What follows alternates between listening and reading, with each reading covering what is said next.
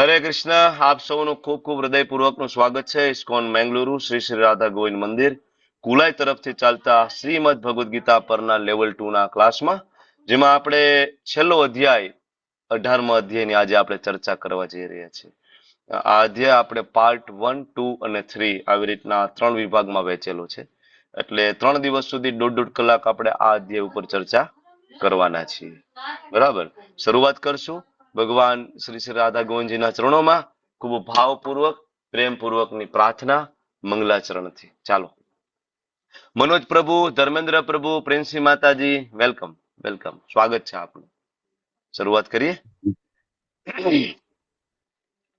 ઓમ જ્ઞાનતિમિરાન્ધસ્ય જ્ઞાનાંજન શલાકયા ચક્ષુરુન્મિલિतं येन तस्मै श्री गुरुवे नमः.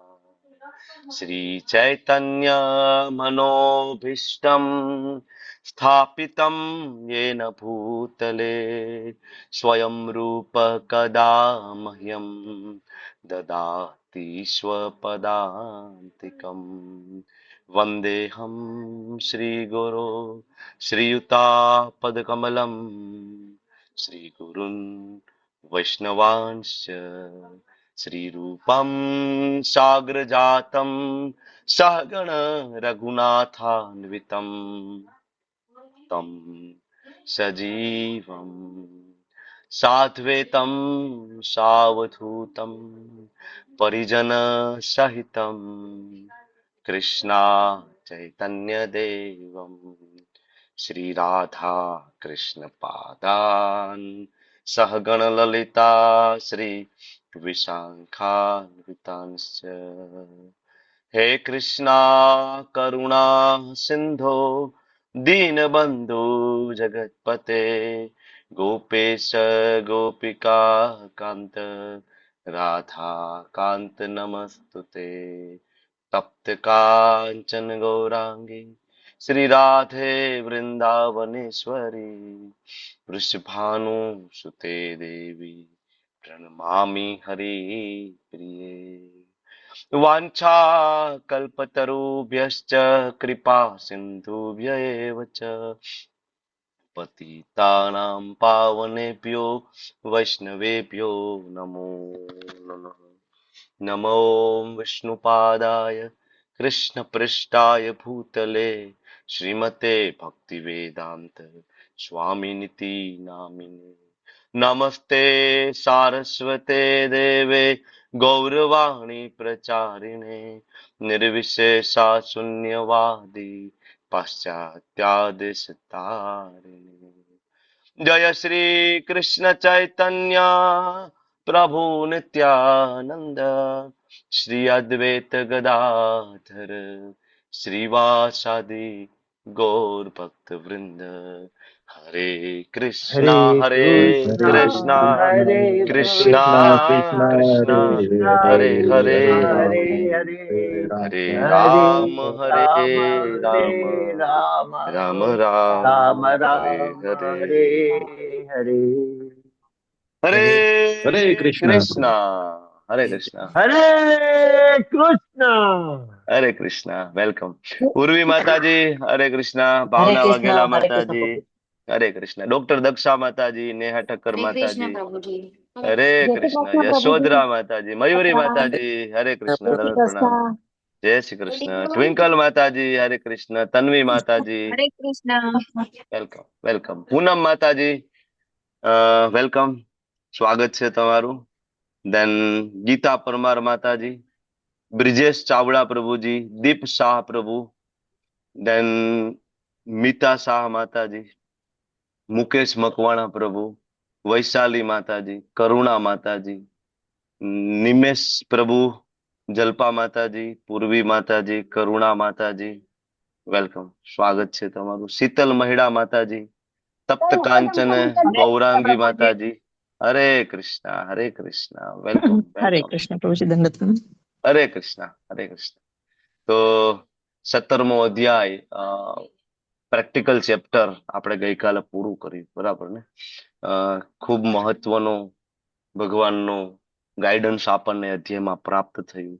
કે આપણી શ્રદ્ધા કેવી હોવી જોઈએ, આપણું અન્ન કેવું હોવું જોઈએ, યજ્ઞ એટલે કે આપણી જે પ્રિસ્ક્રાઇબ ડ્યુટી સવારથી લઈને રાત સુધી જે કંઈ આપણે કાર્ય કરીએ છીએ એ બધા જ કાર્યને આપણે યજ્ઞમાં કેવી રીતના કન્વર્ટ કરી શકીએ આપણે, બરાબર. તો યજ્ઞ, પછી દાન અને તપશ્ચર્યા. દ્રાક્ષ છે રાધા વૃંદાવન ચંદ્ર માટે છે અને તરબૂચ છે એ ગોવિંદ માટે છે. તો ગઈકાલે આપણે આ ચર્ચા કરી અને ખૂબ મહત્વની આપણને ભગવાન પાસેથી ગાઈડન્સ પ્રાપ્ત થયું અને એ મુજબ આપણે જરૂરથી થોડું જીવનમાં ફેરફાર કરીશું, બરાબર ને. ભગવાનને ભોગ લગાડીને જમવાનું આપણે ધીમે ધીમે પ્રયત્ન કરીશું, જે લોકો નથી લગાડતા એ, અને જે લોકો ખાલી થોડુંક બરાબર લગાડે છે બધું ધીમે ધીમે ભોગ લગાડવાની ટ્રાય કરો, જે કંઈ તમે સવારથી લઈને રાત સુધી લ્યો એ. તો આવું પ્રેક્ટિકલ ચેપ્ટર પૂર્ણ કરી અને આજે આપણે 18મો અધ્યાય. આમ જોવા જઈએ તો ગઈકાલે ભગવદ્ ગીતા પૂર્ણ થઈ ગઈ. કયા શબ્દથી ભગવાને ભગવદ્ ગીતા પૂર્ણ કરી? હરિપ્રિયા માતાજી, ભગવાને કન્ક્લુઝન શું આપ્યું 17મા અધ્યાયના અંતે? કન્ક્લુઝન ઓમ તત્ ઓમ તત્સત ઓમ તત્ સત. અચ્છા, ઓમ તત્ સત નો મતલબ શું થાય? કોણ કહેશે મને? હેન્ડ રેઝ કરવો જોઈએ, હેન્ડ રેઝ કરવો જોઈએ. Raise your hand. ઓમ તત્ સત આનો અર્થ કહેવાનો છે, કારણ કે ભગવદ્ ગીતા પૂરી થઈ ગઈ ત્યાં એકચ્યુઅલી. આજ તો રિવિઝન છે. આગળ જે 17 અધ્યાયમાં ભણ્યા ને, બરાબર, એમાંથી અર્જુન પાછા પ્રશ્ન લઈને આવશે અને ભગવાનને કહેશે કે ભાઈ મારે આ થોડું જાણવું છે, થોડું જાણવું છે, જે બધું આગળ ઓલમોસ્ટ ચર્ચા થઈ ગઈ છે. તો આ ઓમ તત્સત નો મતલબ તન્વી માતાજી શું થાય? બોલો. હોમલી ગુણજી આપણા શરીરમાં જાય છે. શું? હોમ હોમ ઓમ. હા, ઓમ નો મતલબ હોમ મતલબ આપણે હમ હોમ બોલે છે એટલે આપણા શરીરની અંદર આપણા બધું ગુજરાતી ઉપડા છે. તમારો અવાજ આપણે નથી આવતો બધું માતાજી, આ ક્લિયર સમજાતું નથી ને સંભળાતું પણ નથી. માઇક ની નજીક આવીને બોલો. કયા આપણે હોમલી ગુણજી આપણા શરીરની અંદર જઈને આપણે મનને સરળ કરવા માટે આપણે હોય છે. નહીં નહીં, ઓમ નો મતલબ શું થાય હું એ પૂછું છું. ઓમ તત્સત નો મતલબ શું થાય? ગઈકાલે આખો એ ત્રણેય શબ્દની સંધિ છૂટી પાડીને તમને સમજાવ્યું છે કે આ ઓમ તત્ અને સત આનો અર્થ આવો થાય. હું એ પૂછું છું. શશી માતાજી બોલો. શશી માતાજી. હરે કૃષ્ણ પ્રભુજી, દંડવત હરે કૃષ્ણ. પ્રણામ. હરે હમ. કૃષ્ણ. ઓમ તત્ સત માને કે શ્રી કૃષ્ણ ભગવાન છે એ જ સત્ય છે, શાશ્વત છે અને ઓમ તત્ સત અને તે સત્ય છે. ના, બરાબર નથી, હજી બરાબર જવાબ તો નથી. મયુરી માતાજી બોલો. જય શ્રી કૃષ્ણ. કૃષ્ણ ભગવાનની પ્રસન્નતા માટે. ભગવાનની પ્રસન્નતા માટે. આ પણ સાચું છે પણ અધૂરું છે, હજી અધૂરું છે આ.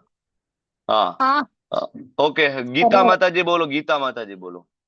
હરે કૃષ્ણ પ્રભુજી, કોઈ પણ વસ્તુની પૂર્ણતા થતી હોય ત્યાં હમ. હરિઓમ તત્સ એટલે પૂર્ણાહુતિ થાય પ્રભુજી. નહીં નહીં, મતલબ કયો તમે. એ તો બરાબર, પૂર્ણાહુતિ થતી હોય ત્યારે ઓમ તત્સત બોલે, પણ ઓમ તત્સત એટલે શું? પ્રશ્ન મારો એ છે. નીતા ગઢવાળા માતાજી બોલો. એનો મતલબ એવો કે તમે ક્લાસ બરાબર એટેન્ટિવલી એટેન્ડ કરતા નથી. ભગવાને ભગવદ્ ગીતા પૂરી કરી દીધી અને એનું કન્ક્લુઝન આપી દીધું, તમને કન્ક્લુઝન યાદ નથી, તમે કન્ક્લુઝન સમજ્યા નથી. હા, બોલો બોલો બોલો. પરમ સત્યના નિર્દેશ માટે ઓમ તત્સત. પરમ સત્યના નિર્દેશ માટે ઓમ તત્સત લખેલું તમે વાંચો છો. ઓકે. એનીબડી? પ્રભુજી બોલું હું? ધાર્મી માતાજી બોલો. હરે કૃષ્ણ પ્રભુજી. અ એટલે ભગવાન સ્વયં, એટલે ઉ એટલે રાધા રાણી ઉર્જા અને મ એટલે આપણે બધા જીવાત્માઓ છે એ ઓમનો મતલબ થાય છે. તત્સત એટલે શાશ્વત અને સત્ય છે. હરે કૃષ્ણ. ફરીથી તમને બધાને કહું, તમારે જ્યાં લખવું હોય ત્યાં લખી લો, કારણ કે આ મંત્ર બહુ જ મહત્વનો છે. ભગવદ્ ગીતાનું કન્ક્લુઝન છે ઓમ તત્ સત. ઓમ એટલે પ્રણવ સર્વ વેદેશુ. પ્રણવ એટલે ઓમ, અને ઓમ છે ભગવાનનો શબ્દ અવતાર છે. ઓમ ઇઝ કૃષ્ણ. ઓમનો બીજો મતલબ થાય સર્વવ્યાપક. ઓમનો મતલબ થાય કૃષ્ણ પોતે. એટલે ઓમ એટલે પૂર્ણ પુરુષોત્તમ ભગવાન કૃષ્ણ. તત એટલે તત્વમસી, છાંદોગ્ય ઉપનિષદ એટલે કે તેમના માટે. કોના માટે? કૃષ્ણ માટે. તેમના માટે. કોના માટે? કૃષ્ણ માટે. તો શું થશે? સત. ઓમ તત સત. કે ભાઈ તમે સવારથી લઈને રાત સુધી જે કંઈ પણ કરશો, પણ જો એમાં કૃષ્ણ સેન્ટરમાં હશે તો અને માત્ર તો જ એ વસ્તુ સત થશે. સત એટલે પરમેનન્ટ, બરાબર, જેના દ્વારા તમે ભગવત ધામ જાઓ. પણ જે વસ્તુના સેન્ટરમાં કૃષ્ણ નહીં હોય એ બધી વસ્તુ કેવી છે? અસત. અસત. એનો કોઈ મતલબ નથી રહેતો. આ મતલબ છે ઓમ તત્સત નો સાદી ભાષામાં હું તમને કહું તો બધું જ કૃષ્ણ માટે, બરાબર, કરવામાં જ્યારે આવે તો ભગવત ધામની પ્રાપ્તિ થઈ શકે. ઓમ તત સત, જેમાં આપણો કોઈ સ્વાર્થ નથી, બધું જ કૃષ્ણ માટે. તો આખી ભગવદ્ ગીતાનો સાર એક જ છે કે સવારથી લઈને રાત સુધી જે કંઈ પણ આપણે કરીએ એ બધું કૃષ્ણ ભાવનામૃતમાં થવું જોઈએ. એટલા માટે ઇસ્કોનનું ગુજરાતી કરો તો શું થાય? આંતરરાષ્ટ્રીય કૃષ્ણ ભાવનામૃત સંઘ. એટલે શું? આંતરરાષ્ટ્રીય કૃષ્ણ ભાવનામૃત સંઘ એટલે આખા જગતની અંદર રહેલા એવા જીવો કે જે આ ઓમ તત્સત મંત્રને વરેલા છે. મતલબ કે આ મંત્ર જેને ઘોળીને પીધો છે, બરાબર, જેનું ઉઠવું કૃષ્ણ માટે, જેનું સ્નાન કરવું કૃષ્ણ માટે, બરાબર, જેની ઘરમાં રસોઈ બને કૃષ્ણ માટે, જેનું ઘર ચોખ્ખું થાય કૃષ્ણ માટે, જેનું ફરવા જવું યાત્રા કૃષ્ણ માટે, જેનું દાન કરવું કૃષ્ણ માટે, જેની સેવા કૃષ્ણ માટે, વૈષ્ણવો માટે, બરાબર. તો આખા જગતની અંદર એવા લોકો કે જે આ ઓમ તટ સત, આ જે અલ્ટિમેટ મંત્ર છે. તમે કોઈ પણ યજ્ઞ કરો, કોઈ પણ વિધિ કરો તમારા ઘેરે, ત્યારે ભૂદેવ છેલ્લે આ મંત્ર બોલે, અલ્ટિમેટ ટ્રુથ.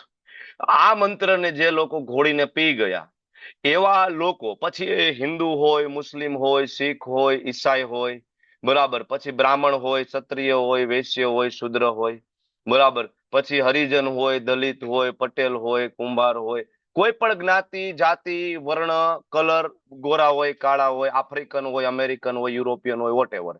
પણ જે આખા જગતની અંદર એવા મનુષ્યો કે જે આ ઓમ તટ સત અને ઘોડીને પી ગયા, એવા લોકોનો જમાવડો એટલે આંતરરાષ્ટ્રીય કૃષ્ણ ભાવનામૃત સંઘ, ઇસ્કોન. ઇસ્કોન નામ કોઈક સાંભળે તો એવું લાગે કે આ કોઈ વિદેશી નામ છે, કોઈક વિદેશી સંસ્થા છે, બરાબર, ઇન્ટરનેશનલ, બરાબર. આપણને એવું લાગે કે ભાઈ ઇસ્કોન એટલે શું? International society for Krishna consciousness, બરાબર. તો એવું લાગે કે ભાઈ આ તો કોઈક વિદેશી સંસ્થા છે. પણ ગુજરાતી કરો ને એ જ વસ્તુનું. પ્રભુપાદે નામ એવું આપ્યું હતું કે આખા વિશ્વમાં બધા લોકો સંસ્થાને ઓળખી શકે. આંતરરાષ્ટ્રીય કૃષ્ણ ભાવનામૃત સંઘ તરીકે બધા કદાચ ઓળખી ના શકે એટલે ઇસ્કોન નામ આપ્યું હતું. જેથી આજે નોર્વે ની અંદર પણ આપણું મંદિર છે, ખબર તમને? નોર્વે, બરાબર, જ્યાં માઇનસમાં હંમેશા ટેમ્પરેચર રહે છે, કમ્પ્લીટલી માઇનસમાં, કન્ટિન્યુઅસ માઇનસમાં રહે છે, બરાબર. ન્યાય આપણા મંદિર છે, ઇસ્કોનનું મંદિર છે ત્યાં નોર્વેમાં, બરાબર. તમે વિશ્વમાં ગમે ત્યાં જાઓ, અમેરિકા જાઓ, જાપાન જાઓ, બધી જગ્યાએ તમને ઇસ્કોનના મંદિર મળી જાય. તો ઇસ્કોન એટલે બીજું કાંઈ નહીં. ઇસ્કોન એટલે ગઈકાલે જે આપણે કન્ક્લુઝન જે ભણ્યા ને, એ કન્ક્લુઝનને જેને જીવનમાં ઉતારી લીધું એવા બધા જ લોકોનો જમાવડો એટલે ઇસ્કોન, કૃષ્ણ ભક્તોનો જમાવડો. હવે સમજાઈ ગયું ને ભાઈ કન્ક્લુઝન ઓમ તત્સત? કે પાછું ગઈકાલનો અધ્યાય ચાલુ કરું? એ તો બહુ ઇમ્પોર્ટન્ટ છે, આપણને કેમ યાદ ના રહે? ઓમ તત્સત સિમ્પલ યાદ રાખો. ઓમ એટલે કૃષ્ણ, તત એટલે તેમના માટે કરવું, સત એટલે તોય શાશ્વત થઈ જશે. યાદ રહી ગયું? ઓમ એટલે કૃષ્ણ, તત એટલે તેમના માટે જ કરવું, તો શું થશે? તો કે શાશ્વત થઈ જશે, બરાબર. સવારે ભગવાન માટે ઉઠશો, ભગવાનની ડાયરીમાં લખાઈ જશે આજે હરિપ્રિયા માતાજી મંગલા આરતીમાં આવ્યા હતા, બરાબર. આજે મિત્તલ ખોખર માતાજીએ 7 માળા કરી છે, આજે મિત્તલ ખોખર માતાજીએ 16 માળા કરી છે, એ લખાય. અને એ કેવું છે? પરમેનન્ટ. 6ઠો અધ્યાય યાદ કરો, જ્યારે અર્જુન ભગવાનને પૂછે છે કે પ્રભુ તમે કહો છો કે અધ્યાત્મમાં આવીએ, બરાબર, પણ પછી પતન થાય તો ભગવાને શું કીધું? બરાબર, પ્રાપ્ય પુણ્ય કૃતામ લોકાન શુચિરામ, બરાબર, પ્રાપ્ય પુણ્ય કૃતામ લોકાન ઉષિત્વા શાશ્વતી સમા શુચિનામ શ્રીમતામ ગે યોગે ભ્રષ્ટો વિજાયતે. અર્જુન, યુ ડોન્ટ વરી.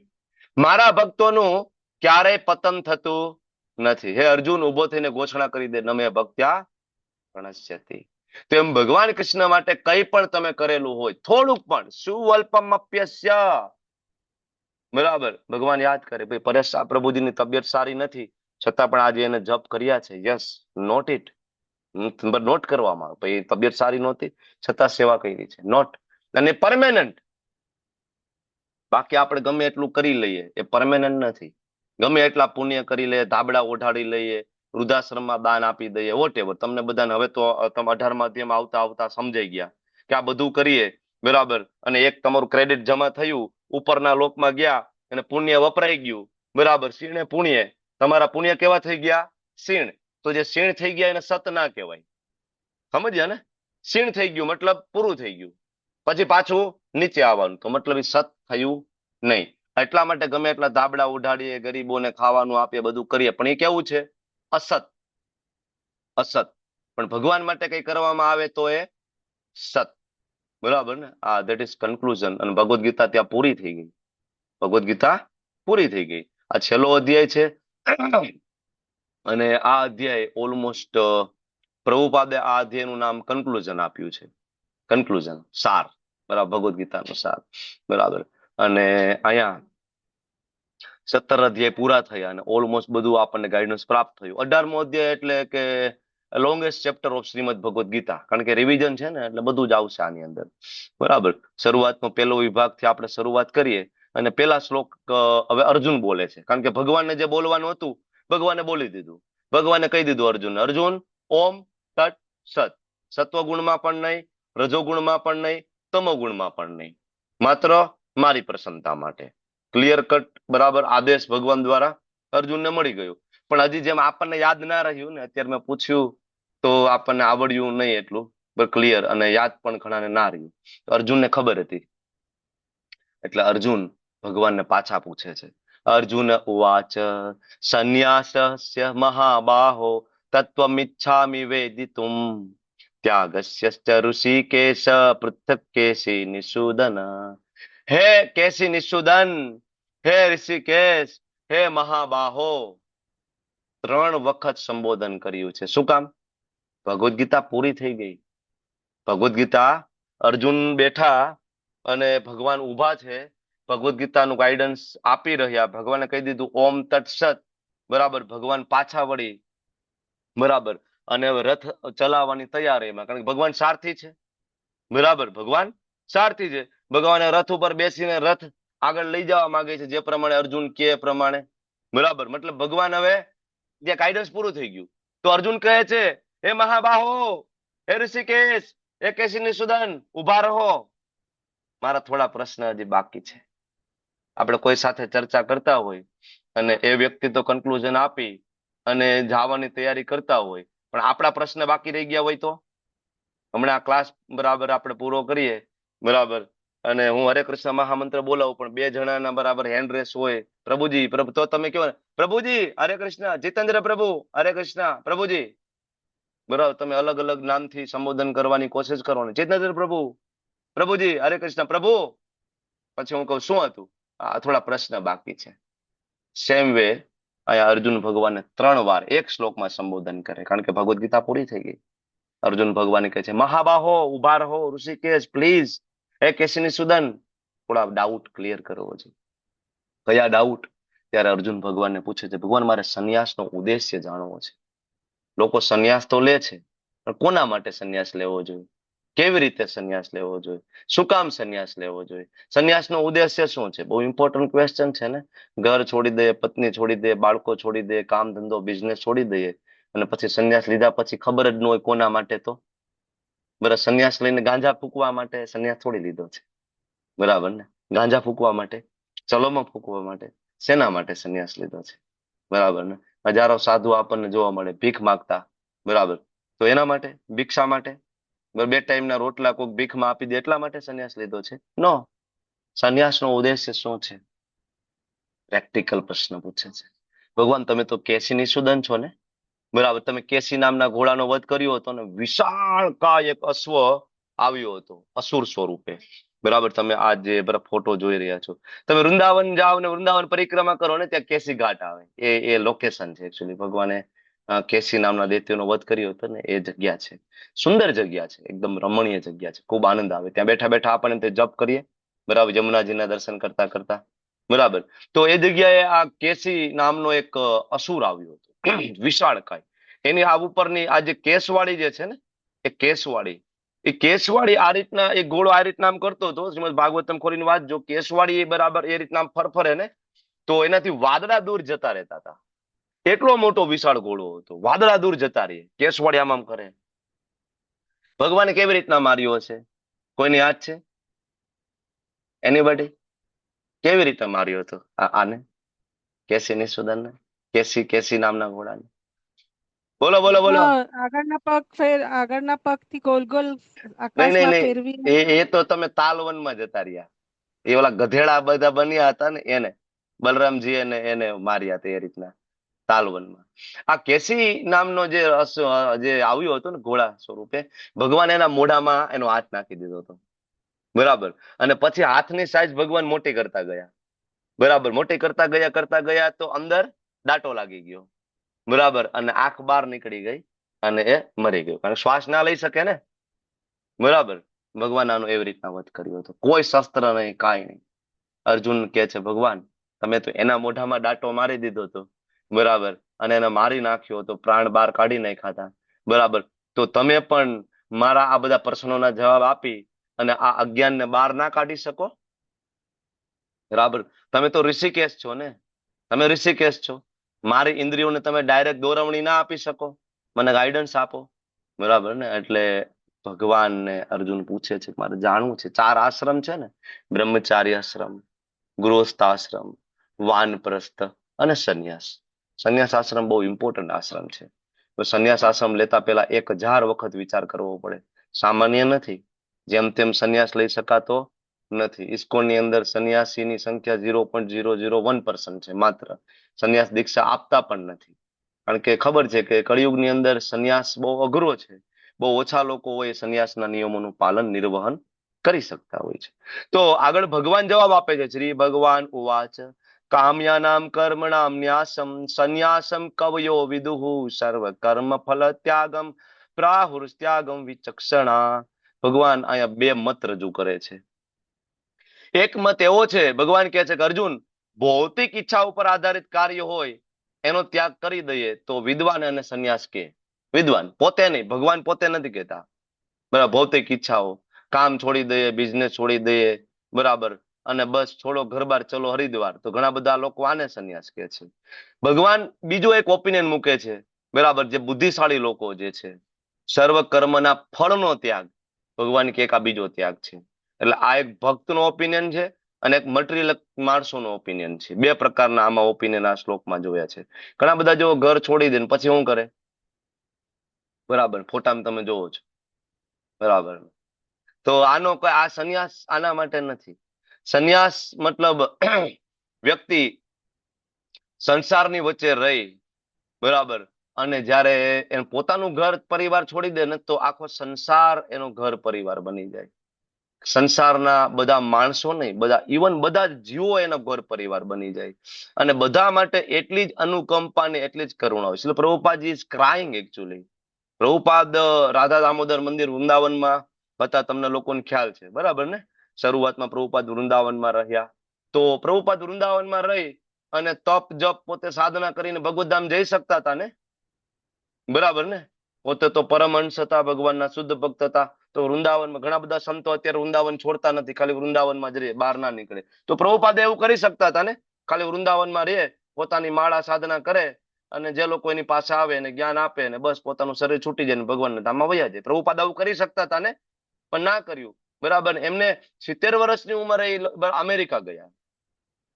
આજકાલ લોકો 70 વર્ષની આસપાસ, ઇવન આપણે બધા પણ ઇસ્કોનમાં આવે તો આપણને એમ થાય કે આપણે વૃંદાવન જતું રહેવું. છેલ્લે ભાઈ વૃંદાવન રહીશું હો ભાઈ, થાય ને આપણે આવી છે, જેમ જેમ આપણે ભક્તિ આપણી સાધના સારી થશે ને પછી તમને લોકોને આવી ઈચ્છા થશે કે નહીં નહીં હવે છેલ્લે બધું ભાઈ બરાબર ને ઇટ્સ ઓકે, વાનપ્રસ્થમાં તો વૃંદાવન જઈને રહેવું છે, શાંતિથી ભગવાનનું ભજન કરશું, યમુનાજીમાં સ્નાન કરશું, સંતો વૈષ્ણવોના આશીર્વાદ લઈશું, કથા સાંભળીશું, બરાબર ને. આપણને પણ આવી ઈચ્છા થાય ને તો પ્રભુપાદ તો એ ઉંમરે જ્યારે ખરેખર એને વૃંદાવનમાં રહેવું જોઈએ એ ઉંમરે, એ 70 વર્ષની ઉંમરે દાદા અમેરિકા જવા માટે નીકળી ગયા. શું કામ? Is crying. પ્રભુપાદ માટે આખો સંસાર બરાબર એમના બાળકો હતા. અને પ્રભુપાદ એ રાત્રે ઉઠીને રડતા હતા. જયારે રાધા દામોદર ટેમ્પલમાં હતા ને, પ્રભુપાદ રાત્રે રડતા હતા કે મારા ગુરુ મહારાજે મને ઓર્ડર આપ્યો છે કે હું વેસ્ટર્ન કન્ટ્રીઝમાં જાઉં, પણ મારી પાસે પૈસા નથી, મારી પાસે શક્તિ નથી, હું કેવી રીતના જઈ શકું. બરાબર. એક્ઝેક્ટ ત્યાં રૂપ ગોસ્વામીજીની સમાધિ છે, તમને લોકોને ખ્યાલ છે, બરાબર ને. રૂપ ગોસ્વામી રાત્રે સાક્ષાત પ્રગટ થતા ને પછી એમને જ્ઞાન આપતા કે આ રીતના તું જઈ શકીશ. અને પ્રભુપાદ 70 વર્ષની ઉંમરે રસ્તામાં 2 વાર હાર્ટ એટેક આવ્યો તો પણ એ ગયા. શું કામ? સંન્યાસનો મતલબ એ નથી બરાબર કે છોડો ઘર બાર ચલો હરિદ્વાર અને ગાંજા ફૂકીએ. સંન્યાસનો મતલબ એ છે કે આપણા જેવા ઘોર અજ્ઞાની લોકો ગૃહસ્થાશ્રમની અંદર ડૂબી ગયા, જેને 4 વસ્તુ સિવાય 5મી વસ્તુ દેખાતી નથી. 4 વસ્તુ કઈ? આહાર, નિંદ્રા, ભય અને મૈથુન. સારું ખાવાનું મળી જાય, સારો બેડ મળી જાય સુવા માટે, ભય એટલે થોડું બેંક બેલેન્સ હોય, થોડી સેફટી હોય, અને બસ એક પત્ની મળી જાય કે એક પતિ મળી જાય શરીર સુખ ભોગવવા માટે. આ 4 સિવાય 5મી વસ્તુ એક સામાન્ય રેકડી ચલાવતો મજૂર હોય બરાબર કે પછી અમેરિકન મહાસત્તાનો પ્રેસિડેન્ટ હોય, 5મી વસ્તુ એની પાસે નથી. તમે જોઈ લો, 5મી વસ્તુ નથી. તો 5મી વસ્તુ શું છે? અથા તો બ્રહ્મ જિજ્ઞાસા. હું કોણ છું, હું અહીંયા શું કામ છું, મારા દુઃખનું કારણ શું છે, આ સમજાવવા માટે સંત છે એ સંન્યાસ લે છે. એટલે અર્જુને પૂછ્યું પ્રભુ તમે કયો. એટલે ભગવાને કીધું ભાઈ સંન્યાસનો મતલબ નથી કર્મના બરાબર બધા કર્મો છોડી દેવા, ફળનો ત્યાગ કરવો. કર્મ તો ઉલટાનું વધારે કરવું પડે. Prabhupada is so busy. Prabhupada માટે 24 કલાક ઓછા પડતા હતા. પ્રભુપાદ 22 કલાક કામ કરતા હતા. 22 કલાક કામ કરતા હતા, બરાબર ને. આપણા માટે 1.5 કલાક માંડ સુતા, આપણા માટે ખાલી 1.5 કલાક સુતા હતા, બરાબર ને. તો એને કહેવાય સંન્યાસ.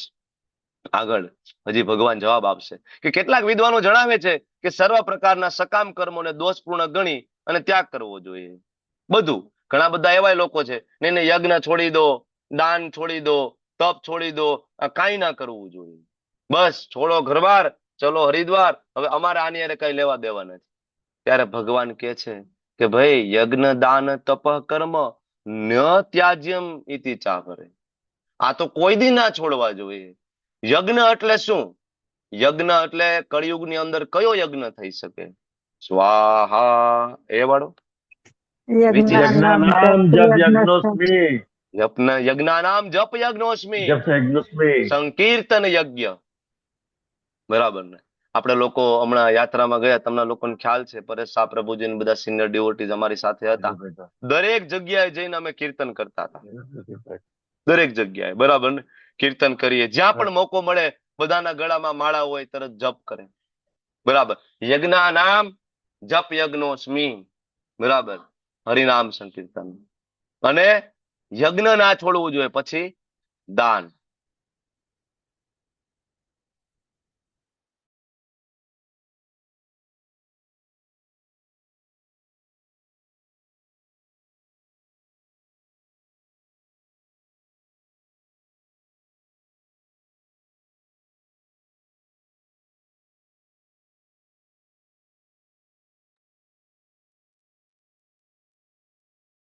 યજ્ઞ અને પછી આવે દાન.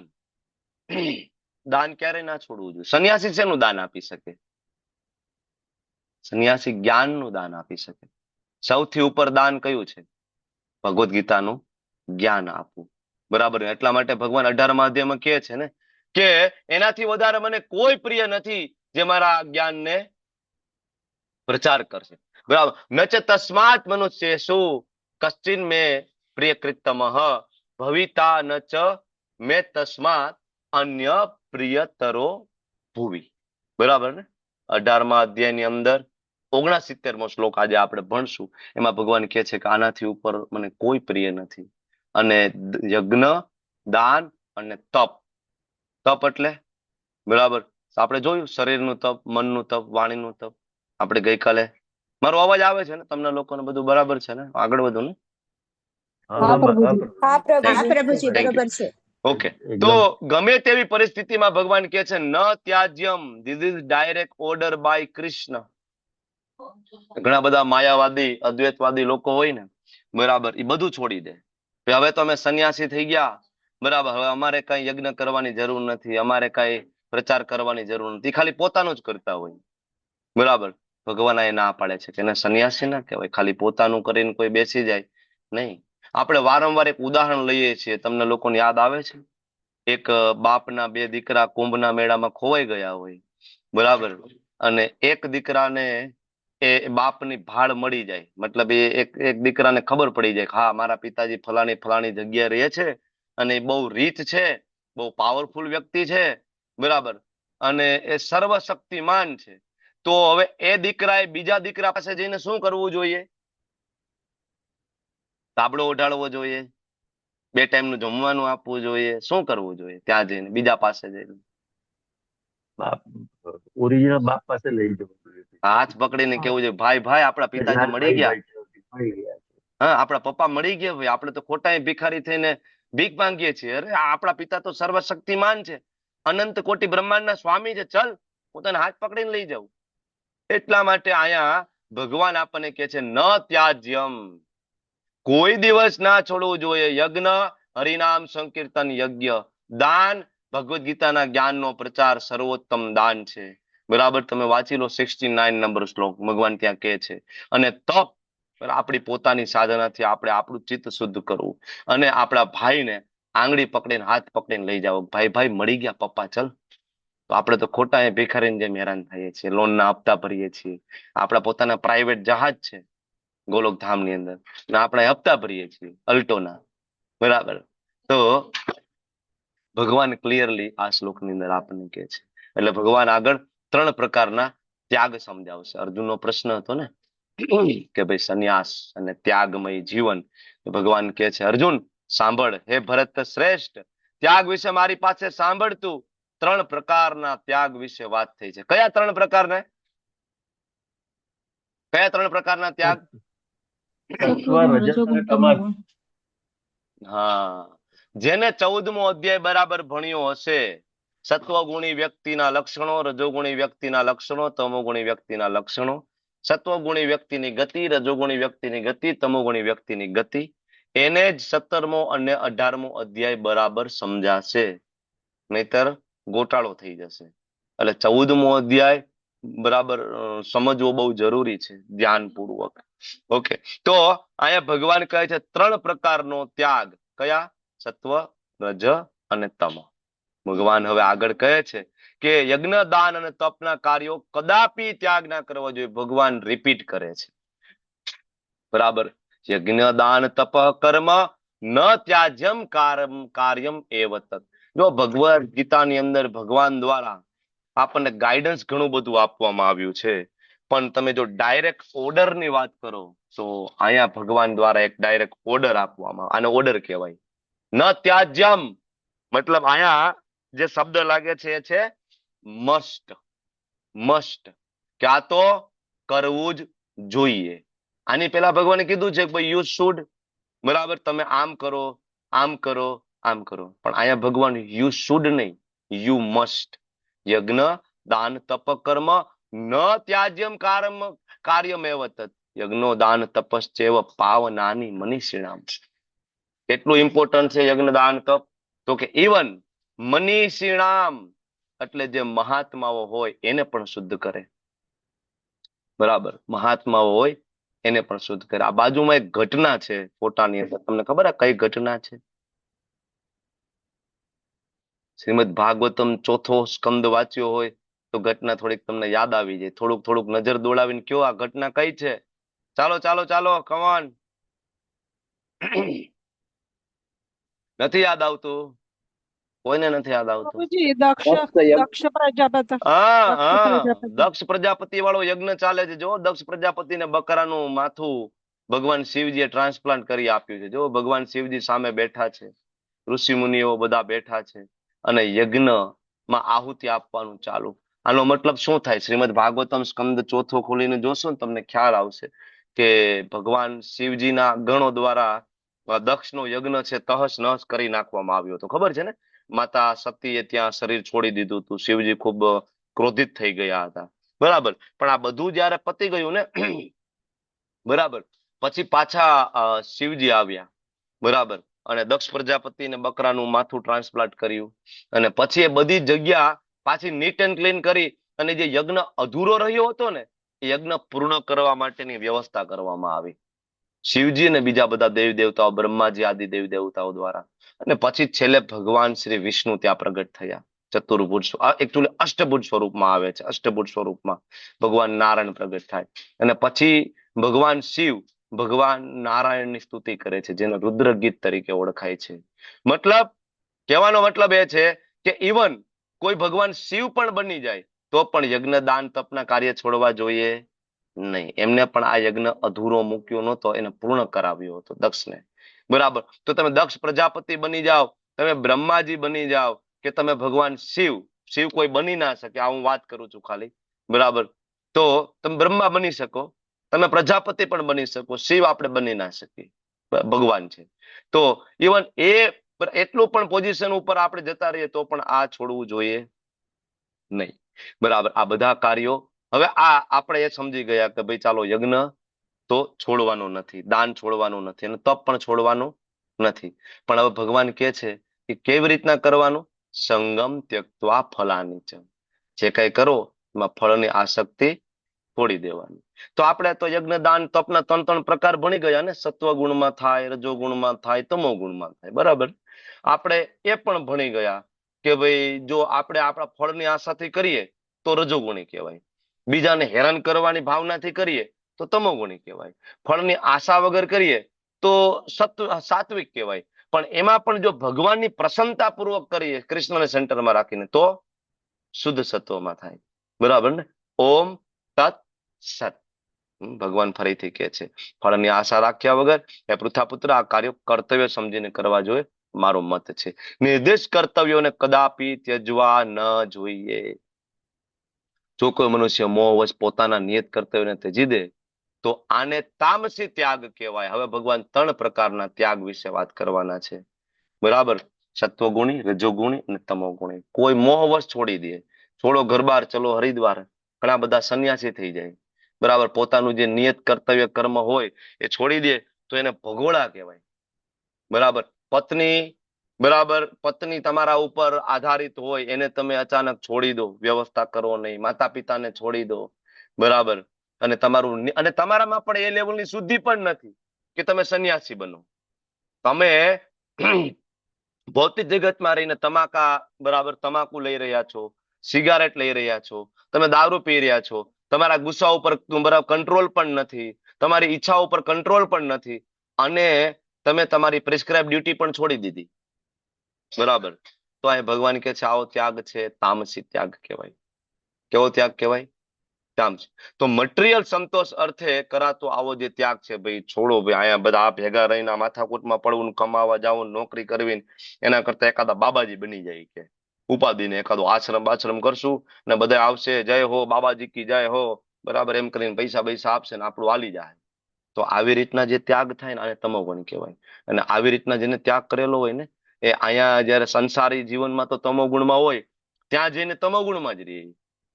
ત્યાં જઈને બરા ગાંજા ફૂંકશે, બરા ચલમો પીહે, ત્યાં જઈને બરા ક્રિકેટનો સ્કોર જોવાની એની ઈચ્છા થાય. બરાબર. એને ત્યાં જઈને મેચ જોવો હોય.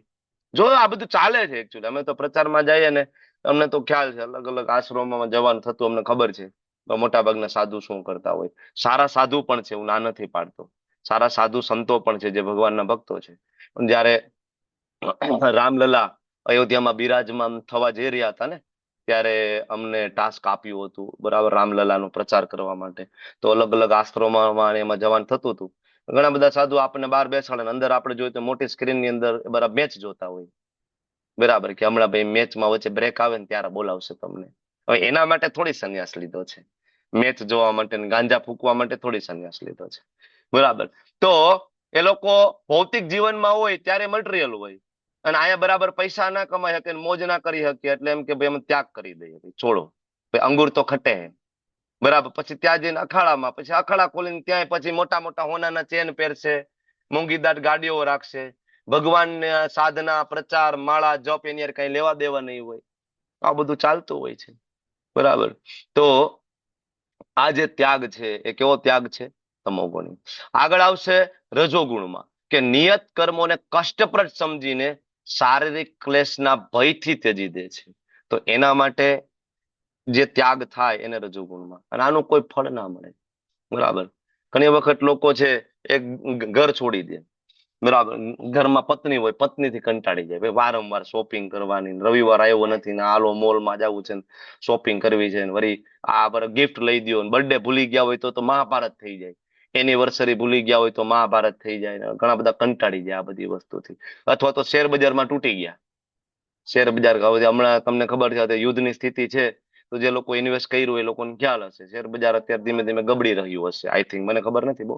બરાબર, અથવા તો કોઈનું મર્ડર કર્યું હોય અને પોલીસ થી બચવા માટે પછી મોટી મોટી દાઢી ને બરાબર માથે જટા આર્ટિફિશિયલ લખાવી કરી નાખે, તો પછી જતા રહીએ. એટલે ઘણા બધા લોકો આવી રીતના મંદિરમાં જાય, અમને રાખી લ્યો, અમને રાખી લ્યો, અમે બહુ કંટાળી ગયા છે દુનિયાથી, હવે એવું નથી લાગતું બરાબર કે આ દુનિયા જીવવા જેવી છે, અમને મંદિરમાં રાખી લ્યો. મંદિર વાળા ના પાડે કે નહીં નહીં, ઘરે રહ્યો, જેમ છે એમ જીવો. બરાબર, ધીમે ધીમે બધી પરિસ્થિતિઓ નોર્મલ થાય, માળા કરો. સંન્યાસ લેવો ખોટો નથી, પણ સંન્યાસ ત્યારે લેવો જોઈએ કે જ્યારે ભગવાન પ્રત્યે પ્રેમ હોય, નહીં કે તમે સંસારથી કંટાળીને, સંસારથી ભાગીને, કે તમોગુણમાં હોય કે કઈક બરાબર ન્યા પછી અખાડા ખોલશું અને મોટી મોટી પ્રોપર્ટીઓ ભેગી કરશું. સંન્યાસ એના માટે નથી. સંસાર છોડવો ખોટો નથી, પણ એનું પ્રાઇમરી કારણ હોવું જોઈએ ભગવાન સાથેનો પ્રેમ. બરાબર, અને એ બહુ અઘરું છે. એટલા માટે કળિયુગની અંદર ભગવાન આપણને બહુ ક્લિયરલી કહે છે, સ્થાને સ્થિતામ, તમે જ્યાં છો ત્યાં પત્ની સાથે, બાળકો સાથે તમારી ફરજ નિભાવતા નિભાવતા સવારે બ્રહ્મ મુહૂર્તમાં ઉઠો, મંગલા આરતી કરો, 16 માળા કરો, 4 નિયમોનું પાલન કરો. એમ કરતા કરતા કરતા એક સમય આવે, બાળકો મોટા થઈ જાય, બરાબર, દીકરીને વળાવી દો, બાળકોના લગ્ન થઈ જાય, અને બાળકો કામ ધંધે બરાબર લાગી જાય ને, પછી ધીમે ધીમે થોડી જવાબદારી છોડી દો, ધીમે ધીમે રિસ્પોન્સિબિલિટી છોડી દો, બાળકોના હાથમાં વ્યવહાર આપી અને વાનપ્રસ્થ લઈ લો. વાનપ્રસ્થ એટલે વનમાં જતું રહેવાનું, જંગલમાં જતું રહેવાનું નહીં, ઘરનો એક ખૂણો ગોતી લો તમે. બરાબર, પછી દીકરાને વહુને કહી દો, ભાઈ હું માળા કરું છું, જપ કરું છું, લાલાની સેવા કરું, ઠાકોરજીની સેવા કરું છું. બરાબર, કઈ સલાહ સૂચના કે કઈ મારી જરૂર પડે એવું લાગતું હોય, આજકાલના છોકરાઓને આપણી સલાહ સૂચનાની જરૂર છે જ નહીં, બધા બહુ પાવરફુલ થઈ ગયા, આપણને તો બુદ્ધિ વગરના જ માનશે આગળ જતા આપણી પેઢી. બરાબર, એટલે કેવું ભાઈ રૂમમાં બેઠી છું કે બેઠો છું, હું માળા કરું છું, ભગવદ્ ગીતાના ક્લાસ સાંભળું છું, બરાબર, 2 ટાઈમનું જમવાનું, જ્યારે પણ તમને અનુકૂળ આવે ને જે કઈ બને મને આપજો, જે કઈ બને તે. પછી એવું નહીં ભાઈ આજે તો આ ઘીસોડાનું શાક કર્યું મને ભાવતું નથી, આમાં તો આ મીઠું ઓછું છે ને આમાં તો આ ઓછું છે ને તે, જમી લેવાનું જે કઈ તે. બરાબર, એવું લાગે તો રોટલી ને ગોળ ખાઈ લો.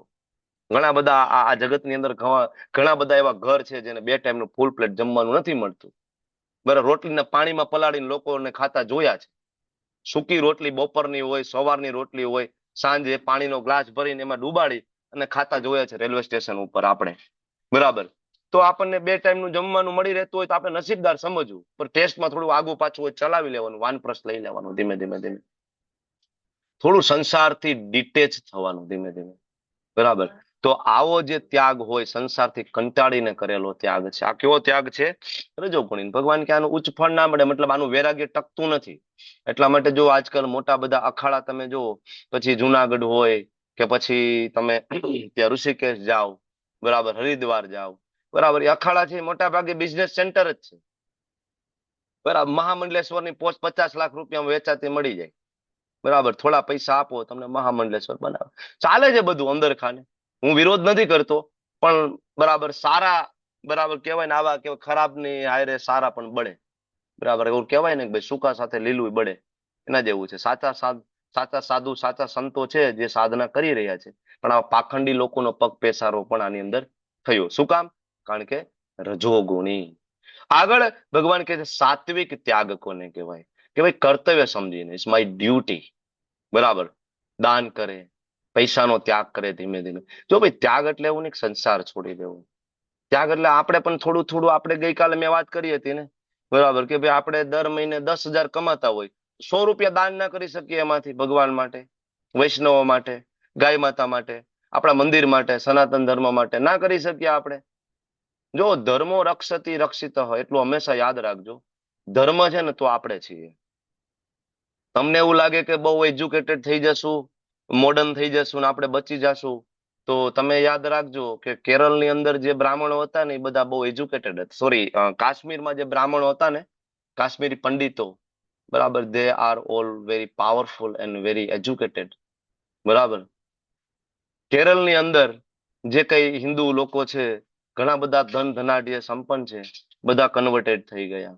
બંગાળની અંદરની પરિસ્થિતિ તમને બધાને ખ્યાલ છે, બંગાળમાં શું ચાલી રહ્યું છે. બરાબર, તમિલનાડુની અંદર અમે ગયા હતા, બરાબર, પરેશ શાહ પ્રભુજીના જેટલા લોકો યાત્રામાં અમારી સાથે હતા એ બધાને ખ્યાલ છે કે ત્યાં પરિસ્થિતિ શું ચાલી રહી છે. બરાબર, તો જો ધર્મની રક્ષા નહીં કરવામાં આવે, ધર્મો રક્ષતી રક્ષિત, તમે ગમે એટલા એજ્યુકેટેડ હશો, તમારું ઘર, મકાન, ડિગ્રી, બરાબર, એ તમારું કઈ કામ નહીં આવે. રાતોરાત એક જાહેરાત થવામાં આવશે સીધી માઇકની અંદર કે તમારું ઘર છોડી દો, પત્ની છોડી દો, દીકરી છોડી દો, ઘરની બહાર નીકળી જાઓ. બરાબર, અને આવું થયેલું છે. આપણી આંખ કેમ નથી ખુલતી? આપણી આંખ કેમ નથી ખુલતી? આવું થયેલું છે. આવું બંગાળમાં થયેલું છે, આવું બાંગ્લાદેશની અંદર થયું છે, બરાબર, આવું કાશ્મીરમાં થયું છે, આવું કેરળમાં થયું છે, અને ઇવન ગુજરાતની અંદર ઘણા બધા ગામડામાં પણ આવું થયું છે. થાય છે જેહાદના નામે ઘણું બધું. તો પછી થોડું થોડું ભગવાન માટે ત્યાગ કરવો આપણી ડ્યુટી છે. એટલે ભગવાન કહે છે કર્તવ્ય સમજીને કરવું જોઈએ. સંગ તથા ફળની આસક્તિનો ત્યાગ કરવો જોઈએ. સંગ, કેવો સંગ? ભૌતિક સંગ છોડી દો, મટીરિયલ એસોસિએશન. તમે જો તમારા મિત્રો કોણ છે, બરાબર, એવા મિત્રો જો તમારા હોય જે દારૂ પીતા હોય, જુગારિયા હોય, વ્યભિચારી હોય ને, આવા મિત્રોનો ત્યાગ કરી દો. ભલે ગમે એટલી જૂની મિત્રતા હોય, કારણ કે તમને લઈને ડૂબશે. તમને નરકની યાતનામાં એ લઈને ડૂબાડી દેવાના છે. બરાબર, તો ખરાબ સંગતિનો ભગવાન કે ત્યાગ કરી દો. ફળની આસક્તિ, ભૌતિક આસક્તિ છોડી દો. બરાબર, ઘણા બધાને ફળ પ્રત્યે બહુ આસક્તિ હોય, તો આવો જે ત્યાગ સાત્વિક. પણ હું એમ કહું, આના ઉપર જે ત્યાગ આવે છે એ ત્યાગ કયો છે? વિશુદ્ધ સત્વમાં, સુપ્રીમ વિશુદ્ધ સત્વમાં ત્યાગ એટલે ભગવાન માટે ત્યાગ કરવો. બરાબર, તમારી પાસે જે કંઈ પણ હોય એ ભગવાન માટે તમે એનો ત્યાગ કરો. આપણી પાસે મોબાઈલ છે, મોબાઈલનો ઉપયોગ આપણે શેના માટે કરીએ? ક્લાસ સાંભળવા માટે કરીએ. બરાબર, સૌથી મોટો ત્યાગ આપણે કહીએ તો સમયનો ત્યાગ છે. આપણા બધા પાસે 24 કલાક છે, બરાબર ને? તમે લોકો રોજ આવીને 1.5 થી 2 કલાક સુધી, બરાબર, આપણે ચર્ચા કરીએ છીએ. 24 કલાકમાંથી 2 કલાક તમે ભગવાન માટે વાપરી રહ્યા છો. અને આ તો ખાલી ક્લાસની વાત કરું, તમારા જોબ, મંગલા આરતી તો જુદું. બરાબર, તો આ ભગવાન માટે કરેલો ત્યાગ અલ્ટિમેટ ત્યાગ છે. આગળ ભગવાન જે કહે છે, તો આ જે આપણે 3 પ્રકારના ત્યાગ જોયા, સત્વગુણ, રજોગુણ અને તમોગુણ. ભગવાન કહે છે સત્વગુણની અંદર સ્થિત બુદ્ધિમાન ત્યાગી, કે જે અશુભ કર્મ પ્રતિ ઘૃણા કરતો નથી, કે શુભ કાર્યમાં લિપ્ત થતો નથી, તે કર્મ બાબતે કોઈ સંદેહ ધરાવતો નથી. કોઈ ડાઉટ ના રહેવો જોઈએ. સત્વગુણની અંદર જે ત્યાગી હોય, વિશુદ્ધ સત્વમાં જે ત્યાગી હોય, એ વ્યક્તિ બુદ્ધિમાન હોય. એના માટે કઈ અશુભ કર્મ પ્રત્યે ઘૃણા નથી કરતો. બરાબર, એ શુભ અને અશુભ ની પાછળ ભાગતો જ નથી. આ દુનિયામાં બધા લોકો છે એની પાછળ ભાગે છે, શુભ અને અશુભ. બરાબર, ઘર સંસાર ચાલશે, ધંધો સારો ચાલશે, એના માટે શુભ શું છે, અશુભ શું છે. બરાબર, આપણે એમ કે અશુભ નહીં, અશુભ નથી જોઈતું. કોઈને અશુભ ના જોતું હોય, બધાને શુભ જોતું હોય. પણ ભગવાનનો ભક્ત છે, શુભ હોય કે અશુભ હોય, બરાબર ને? ખરાબ મતલબ, ધારો કે કોઈને ચપ્પલ ઉપાડવા, એ ગોઠવવા, લોકો એને અશુભ માને, પણ ભગવાનનો ભક્ત કરે, ચપ્પલ ગોઠવે. ડસ્ટબિનની અંદરથી બધી પ્લેટો, બરાબર, એક સરખી ગોઠવવી, બરાબર, તો એ આમ જોઈએ તો અશુભ ગણાય. પણ ભગવાનનો ભક્ત તો એ બિલકુલ એ કર્મે કરતો હોય છે. બીજાની પ્લેટને એઠું સાફ કરવું અશુભ ગણાય, ભગવાનનો ભક્ત એ પણ કરતો હોય છે. વૈષ્ણવની પ્લેટ સાફ કરતો હોય છે. બરાબર, તો લિપ્ત નથી થતો, એને કોઈ શંકા નથી. એટલે જે વ્યક્તિ ભગવાન પ્રત્યે પ્રેમ કરે છે, બરાબર, તો એના સંસારના દ્વંદ્વ, શુભ અને અશુભ, સુખ અને દુઃખ, બરાબર, લાભ અને હાનિ, આ બધું એને ડિસ્ટર્બ કરી શકતું નથી. બરાબર. આગળ તમે જોશો ને, ઘણા બધા એમ કે બરાબર, આપણા પ્રભુપાદને ઘણા બધા કહેતા કે ભાઈ તમારા અમુક મંદિરો છે એ વાસ્તુ શાસ્ત્ર પ્રમાણે નથી. અમુક મંદિરો તો હકીકતે વાસ્તુ શું છે? વાસ્તુ એટલે કે ભાઈ નેગેટિવ એનર્જી આવે નહીં, બરાબર, નેગેટિવ એનર્જી પ્રવેશ ના કરે ને પોઝિટિવ એનર્જી રહે, આને વાસ્તુ કહેવાય. બરાબર. તો પ્રભુપાદ બહુ ક્લિયરલી કહેતા કે અમારું વાસ્તુ બહુ સિમ્પલ છે. બરાબર. આપણું વાસ્તુ એટલે શું? ઈ તો નરસિંહા પર તો નરસિંહા, યતો યતો યામિ તતો નરસિંહા. બધી જગ્યાએ તો ભગવાન નરસિંહદેવ છે, તો અશુભ નો કોઈ પ્રશ્ન નથી ને. બહિર નરસિંહા હૃદયે નરસિંહા, ભગવાન નરસિંહદેવ બહાર પણ દેખાય છે, દરેકના હૃદયમાં પણ ભગવાન નરસિંહદેવ છે. નરસિંહમ આદિમ શરણમ પ્રપથે. બરાબર. વાસ્તુ એટલે શું? બરાબર, કે બધી જગ્યાએ ભગવાનને સેન્ટરમાં રાખવું. તો પછી નેગેટિવ એનર્જી આવે જ ક્યાંથી? એટલા માટે તમે રાધા રાસ બિહારી ટેમ્પલ મુંબઈ જાઓ, બરાબર, તો એ જનરલી તમે જોશો ને તો સાઉથ ફેસિંગ ટેમ્પલ છે, સાઉથ ફેસિંગ. સાઉથ નું મોઢું જનરલી ના હોય, પૂર્વ કે પશ્ચિમ બારના મંદિર હોય ને, બરાબર, એ રાધા રાસ બિહારી સાઉથ ફેસિંગ ટેમ્પલ છે. કોઈ પૂછ્યું પ્રભુપાદને ભાઈ આ સાઉથ ફેસિંગ તમે કેમ બનાવ્યું? બરાબર, પ્રભુપાદે બહુ સરસ જવાબ આપ્યો, ભાઈ આનું નામ જ રાધા રાસ બિહારી છે. રાધા રાસ બિહારી તો રાસ કરતા હોય, રાસ કરતા કરતા એ કે એનું મોઢું કઈ બાજુ નક્કી ન હોય તો ગોળ ગોળ ફરતા હોય, તો કે સાઉથ બાજુ જયારે એનું મોઢું હતું, બરાબર, ત્યારે અમે મંદિર બનાવ્યું છે, એટલે એ સાઉથ ફેસિંગ મંદિર છે. બરાબર. તો અલ્ટિમેટ ગોલ છે ભગવાનની પ્રસન્નતા અને આખા જગતની અંદર વૈષ્ણવિઝમનો પ્રચાર કરવો. શુભ અશુભ પ્રતિ એમાં આપણે કઈ બહુ લિપ્ત થતા નથી. બરાબર. કારણ કે ગમે એટલું શુભ અશુભ પ્રતિ તમે કદાચ ધ્યાન રાખો, પણ તમે વૈષ્ણવ ના હોય તો નરકમાં જતા કોઈ રોકી નથી શકવાનું આપણને. બરાબર ને? એટલે આ આપણને ભગવાન સમજાવે છે. ઓકે, તો આ બુદ્ધિશાળી જે ત્યાગી કેવો હોય તો કે સત્વગુણની અંદર હોય, અશુભ હોય કે શુભ હોય, બધા કાર્યો એ કરતો હોય કે જેમાં ભગવાન સેન્ટરમાં હોય અને એને કોઈ ડાઉટ નથી. બરાબર. એટલા માટે તમે યાત્રામાં આવો ને તો તમને એકચ્યુઅલી આ જે હું બોલી રહ્યું છું ને, આ સ્ટેટમેન્ટના તમને દર્શન થાય યાત્રાની અંદર. ઘણા એવા કાર્યો હોય કે જે આપણને એના પ્રત્યે ઘૃણા હોય, કોઈની પ્લેટ ઉપાડવી, કોઈની પ્લેટ સાફ કરવી, બરાબર. બધા વૈષ્ણવ 200-300 વૈષ્ણવ જમ્યા હોય, પછી પ્લેટ બધી ગાર્બેજ બેગમાં નાખી હોય, છેલ્લે ગાર્બેજ બેગ કોણ ઉપાડે? તમને ખબર છે આપણે કોઈ પેડ લોકો તો રાખતા નથી. યાત્રામાં તમે આવો તેમાં કોઈ પેડ લોકો આપણી પાસે ન હોય. રસોઈ બનાવવા માટે કોઈ રસોઈયાની બાઈ બહારથી બોલાવે, બરાબર, વાસણ સાફ કરવા માટે કોઈ બીજા વાસણ ઘસવા વાળા એવા હોય, ગાર્બેજ ઉપર કોઈ નો આવે, આપણે જ ઉપાડવાનું હોય ગાર્બેજ. જે વોલેન્ટિયર હોય, જે વૈષ્ણવ હોય ને, એ તમે જતા રહ્યો જમીન, તમે જે પ્લેટો મૂકી હોય ને ગાર્બેજ બેગમાં, એ જ ગંધાતો ગાર્બેજ બેગની બધા જે પોટલા લઈ અને કદાચ 5મા માળે હોય 6ઠા માળે હોય ત્યાંથી નીચે ટ્રાન્સફર વૈષ્ણવ જ કરે. એનેમાં કઈ ઘૃણા ના થાય, એને પ્રસન્નતા થાય કે ભાઈ આ તો વૈષ્ણવોની સેવા છે, આટલા બધા વૈષ્ણવ આવ્યા જમ્યા, વૈષ્ણવ સેવા. બરાબર ને? તો આ આપણને યાત્રામાં દર્શન થાય. આગળ ભગવાન કહે છે ખરેખર કોઈ પણ દેહધારી માટે સર્વ કર્મનો ત્યાગ કરવો અશક્ય છે. ગમે તેમ તમે કરો તોય તમે કર્મનો ત્યાગ કરી શકતા નથી. તમે જંગલમાં જતા રહ્યો, ધ્રુવ મહારાજ જંગલમાં જતા રહ્યા હતા, ખબર છે ને? તો એને જીવન જીવવા માટે પાંદડા તો તોડવા જવા જ પડ્યા હતા શરૂઆતમાં, કંદમૂળ તો ખાવું જ પડ્યું હતું, બરાબર. પછી સૂકા પાંદડા ગોતવા તો જવા જ પડ્યા હતા, પણ છેલ્લે શ્વાસ તો લેવો પડે, ઇવન શ્વાસ એને તો બંધ કર્યો હતો, બરાબર. તોય વિચાર કરો કે કર્મનું ફળ તો લાગે લાગે લાગે, તમે કર્મ છોડી શકતા નથી. That is impossible. એટલે ભગવાન કહે છે કે કર્મનો ત્યાગ નહીં, કર્મના ફળનો ત્યાગ કરવો જોઈએ. યસ્તુ કર્મ ફળ ત્યાગી સત્યાગી ઇત્ય અભિધીયતે. ખરેખર ત્યાગી કોને કહેવાય? જો અહીંયા ભગવાન વ્યાખ્યા આપી, સાચો ત્યાગી, સાચો સંન્યાસી કોને કહેવાય? કર્મના ફળનો ત્યાગ કરે. કર્મનો ત્યાગ કરવાની જરૂર નથી. કર્મ તો ઉલટાનું વધારે કરવું પડે. જંગલમાં જઈએ તો જીવવા માટે ફળ તોડવા પડે. સંન્યાસી હોય તો એને મધુકરી કરવા માટે તો જવું પડે. મંદિરમાં તમે જાઓ તો મંદિરમાં કેટલી સેવા હોય, બરાબર. ત્યાગનો મતલબ એવો ને બધું છોડી દઈએ. ત્યાગનો મતલબ તમારી પાસે જે કાંઈ હોય એ બધું ભગવાનની સેવામાં લગાડીએ.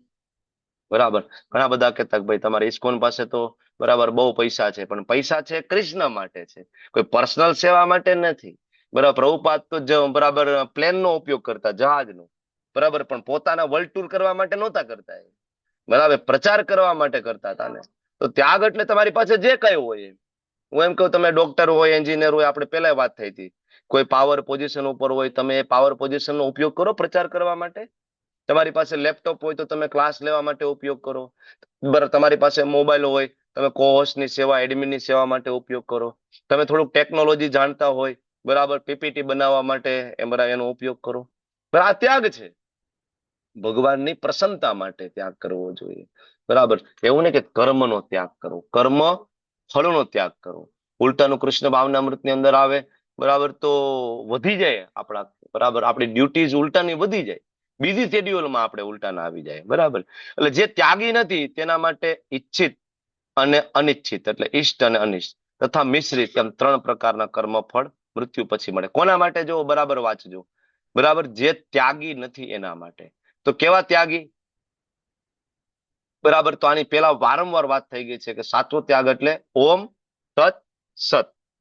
બરાબર, તો જે ઓમ તત્ સત, બરાબર, એ શ્લોક જેને જીવનમાં નથી ઉતાર્યો, આવો વ્યક્તિ છે એને ઈષ્ટ, ઈષ્ટ એટલે સારું, બરાબર, પુણ્ય કર્મ કરશે, ઉપરના લોકમાં જશે, સ્વર્ગમાં આનંદ કરશે, અપ્સરાઓ મદિરા મોજ કરશે, ઈષ્ટ. અને બીજું બીજું છે અનિષ્ટ, એટલે કે નીચલી યોનિમાં જશે. એની ઈચ્છા ન હોય તો પણ ક્યાં જવું પડશે? નીચલી યોનિમાં, કાગડા કૂતરાની યોનિમાં, ભૂંડની યોનિમાં જશે, નરકમાં જશે. અને ત્રીજું મિશ્રિત, મતલબ ઉપર નીચે, ઉપર નીચે, ક્યારેક નરકમાં જશે, ક્યારેક સ્વર્ગમાં જશે, ક્યારેક નરકમાં. આ રીતના થાય ને આપણો ગ્રાફ ઉપર નીચે. એટલે ભગવાન કે જે ત્યાગી નથી એના માટે છે. પણ જે ત્યાગી છે એ, તો કે જે સંન્યાસી છે એમને આવા ફળના સુખ દુઃખ ભોગવવા પડતા નથી. બરાબર, કારણ કે જેનું જીવન કૃષ્ણ માટે છે એને કર્મનું બંધન લાગતું નથી. ફરીથી શ્લોક યાદ કરો, ઓમ તત્ સત. બીજું યાદ કરો, યજ્ઞ અર્થાત કર્મણો અન્યત્ર લોકોયમ કર્મ બંધન. ભગવાનની પ્રસન્નતા માટે કરેલું કર્મ સિવાયના બધા જ કર્મ આપણને બાંધે છે. અને આપણે કૃષ્ણને જાણીએ તો કૃષ્ણ બહુ ક્લિયરલી કહે છે, નમામ કર્માણી લિંપંતી નમે કર્મ ફલે સ્પૃહા, કે મને કોઈ કર્મ બાંધતા નથી, મને કોઈ કર્મનું બંધન નથી. નમામ કર્માણી લિંપંતી, મને કોઈ કર્મ ફળની આશા નથી. નમે કર્મ ફલે સ્પૃહા ઇતિ મામ્યો ભી જાનાતી. જો તમે ખાલી આટલું જાણી લો ને કે કૃષ્ણને કોઈ કર્મ બંધન નથી. ઘણા બધા કહેતા હોય ભાઈ તો ભગવાન આવે એને ભાઈ કર્મના ફળ તો ભોગવવા પડે. ખબર છે ને, આવું લોકો કહેતા હોય. રામચંદ્રજીને કર્મના ફળ ભોગવવા પડે, કૃષ્ણને કર્મના ફળ ભોગવવા પડે. પણ ભગવાન ભગવદ્ ગીતામાં કહે છે, નમામ કર્માણી લિંપંતી નમે કર્મ ફલે સ્પૃહા ઇતિ મામ યોભી જાનાતી. જે કોઈ આ જાણી લે ને, જે કોઈ સુહાગ પ્રભુ, જે કોઈ વસ્તુ જાણી લે, કૃષ્ણને કોઈ કર્મના બંધન નથી, કોઈ કર્મ ફળ નથી, પાપ પુણ્ય કોઈ વસ્તુ નથી, આટલું આપણે જાણી લઈએ તો ભગવાન કે ઇતિ મામ યોભી જાનાતી કર્મ ભિન્ન સંબદ્ધતિ, એને પોતાને કર્મનું બંધન ના થાય. કેટલું સહેલું છે. આખી જિંદગી આ અને આની પેલા અનંત જન્મો આપણા, એ બધા જન્મોના કર્મ, એનું પાપ અને એનું પુણ્ય એ આપણે બંધન કરીને આવ્યા છીએ. અને આમાંથી નીકળવા માટેનો સિમ્પલ રસ્તો શું? ભગવાનને જાણી લઈએ. જન્મ કર્મ ચમે દિવ્યમ એવમ યો વેતિ તત્વતઃ ત્યક્તા દેહમ પુનર્જન્મ નેતિ મામેતિ સોર્જુન. ભગવાને ચોથા અધ્યાયમાં કહ્યું કે અર્જુન, મારું જન્મ, મારું કર્મ દિવ્ય છે, જાણી લો, મૃત્યુ થશે, મારા ધામમાં આવી જાવ. ખાતું ક્લિયર, નીટ એન્ડ ક્લીન, પાપ પણ નહીં, પુણ્ય પણ નહીં, ખાલી ભગવાનને જાણવાનું. બરાબર, આગળ તો હવે આગળ આપણે સી વિભાગની અંદર આપણે પ્રવેશ કરીએ અને ત્યાં ભગવાન કહે છે કે ભાઈ કર્મ તો કરવું પડશે. આપણે વાત થઈ, પણ કોઈ પણ કર્મ કરવા માટે એ કાર્યની સિદ્ધિ અથવા તો સફળતા માટે કોણ જવાબદાર છે? બરાબર ને, આપણને તો એવું જ છે ને, મેં કર્યું. કોઈ પણ કામ બરાબર સક્સેસ જાય તો આપણે શું કહીએ? જોયું જોયું ભાઈ, મેં કર્યું છે, મેં. બરાબર, એક ડોક્ટર છે એ ઓપરેશન કરે, બરાબર, ભદ્રેશ પ્રભુ સર્જરી કરે, મોટા મોટો સર્જન, પછી એમ કે મેં સર્જરી કરી છે. જોયું ભાઈ, હું કેટલો ખ્યાતનામ સર્જન છું, ગુજરાતની અંદર ટોપ નંબરનો સર્જન છું, મેં સર્જરી કરી છે. પણ પેશન્ટ મરી જાય ત્યારે ભગવાનની જેવી ઈચ્છા. કેમ ભાઈ, એમાં તારી ઈચ્છા નહીં? બરાબર. જયારે ક્રેડિટ મળવી હતી ત્યારે તો આપણે એમ કીધું કે ભાઈ મેં કર્યું છે, બરાબર.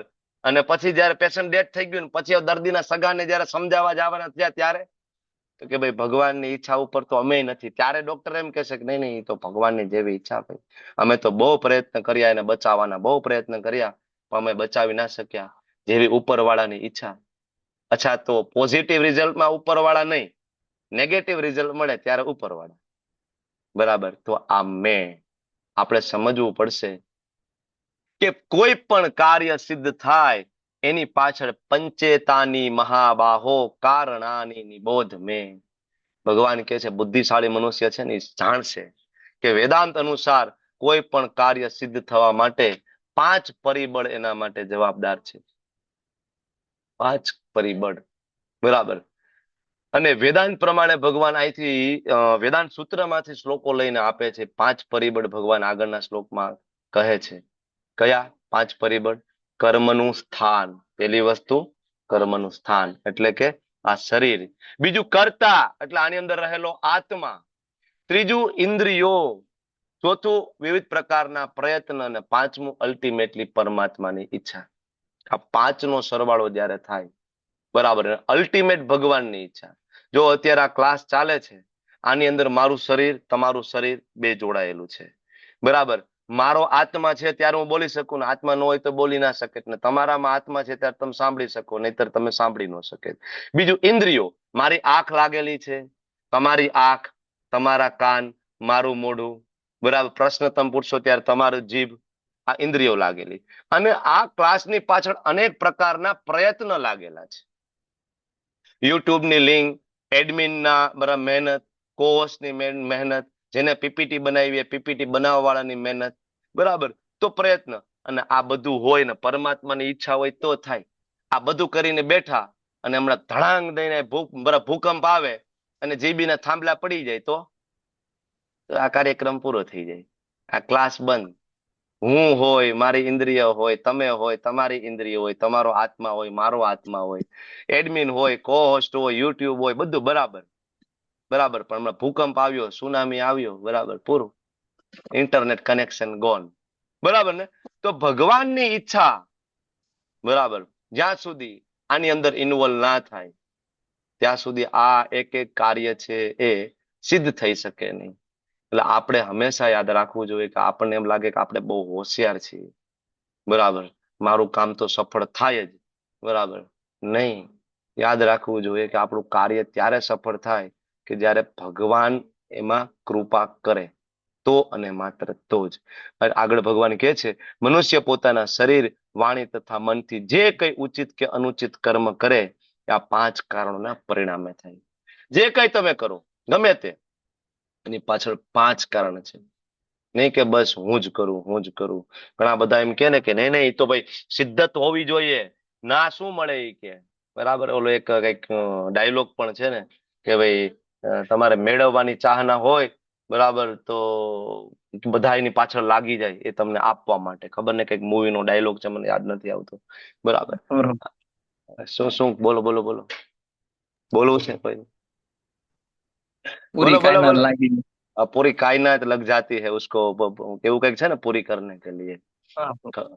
આવું. હવે તો ઈચ્છા તો મારી છે મર્સિડીઝ લેવાની, બરાબર. મારી ઈચ્છા છે રોલ્સ રોય લેવાની, બરાબર. તો કેમ પૂરી કાયનાત લાગી નથી જાતી? ભદ્રેશ પ્રભુ અમે બે મહેનત તો બહુ કરીએ છીએ કેટલાય ટાઈમથી, બરાબર. અહીં પરેશ શાહ પ્રભુજી હજી મહેનત કરી રહ્યા છે. ઈચ્છા તો પરેશ શાહ પ્રભુજીની છે કે દુબઈમાં બુર્જ ખલીફામાં 2-4 ફ્લેટ એના નામને બુક થઈ જાય, બરાબર. એકાદો સી ફેસિંગ, બરાબર, એકાદો મુંબઈની અંદર એકાદો બંગલો હોય, પેન્ટ હાઉસ. ઈચ્છા તો છે, થાતું કેમ નથી ભાઈ? વાય સિદ્ધત ખાલી સિદ્ધત થી ખાલી પેશન થી નહીં થાય. પૂર્વ જન્મના આપણા કર્મ, બરાબર, અને આપણી લાયકાત, એના પ્રમાણે ભગવાન હંમેશા આપણને ફળ આપે. તો શરીર, વાણી અને મન, કોઈ પણ તમે કામ કરશો, તપ કરશો, શ્રમ કરશો, વોટેવર, આ બધાની પાછળ આ 5 કારણો હંમેશા યાદ રાખવા પડશે, બરાબર. આ નહીં યાદ રાખીએ તો આપણને એમ થશે કે હું જ બધું કરું છું, બરાબર ને. અને આ જ ફરક છે ધાર્મિક વ્યક્તિ અને અધાર્મિક વ્યક્તિ પાસે. એટલે ભગવાન આગળ કહે છે કે કોને મૂર્ખ કહેવાય? તો ભગવાન ક્લિયરલી કહે છે માટે જે મનુષ્ય 5 કારણોનો વિચાર ના કરે ને પોતાની જાતને એકમાત્ર કરતા માને તો બુદ્ધિમાન નથી, વ્યક્તિ મૂર્ખ છે, યથાર્થ સ્વરૂપે જોતો નથી. ઓલું ગાડા નીચે કૂતરું વાળું યાદ આવે? હું જ બધું કરું છું. કૂતરાને એમ થાય કે ભાઈ આ આખું ગાડાનો વજન મેં જ ઉપાડ્યો છે, નીચે હાલતો હોય તો આમ ઊંચું હાલે થોડું, બરાબર, આમ ગાડાને માથું ઓડી જાય એવી રીતના, બરાબર. એને એમ લાગે આ મેં જ વજન ઉપાડ્યો છે. ઘણા આપણને બધાને એમ જ છે. ઘણા બધા પુરુષોને એવું છે. ઘણા બધા પુરુષો ઘરે કહેતા હોય એ તો ભાઈ તને, એ તો હું છું એટલે બાકી, બરાબર. અમારે કાઠિયાવાડીમાં કહેવત છે, એ તો તને ખબર નથી તો હું છું એટલે બાકી, તો કેટલી વીહે હો થાય તને ખબર પડે, એમ કે કેટલી વીસે હો થાય એમ.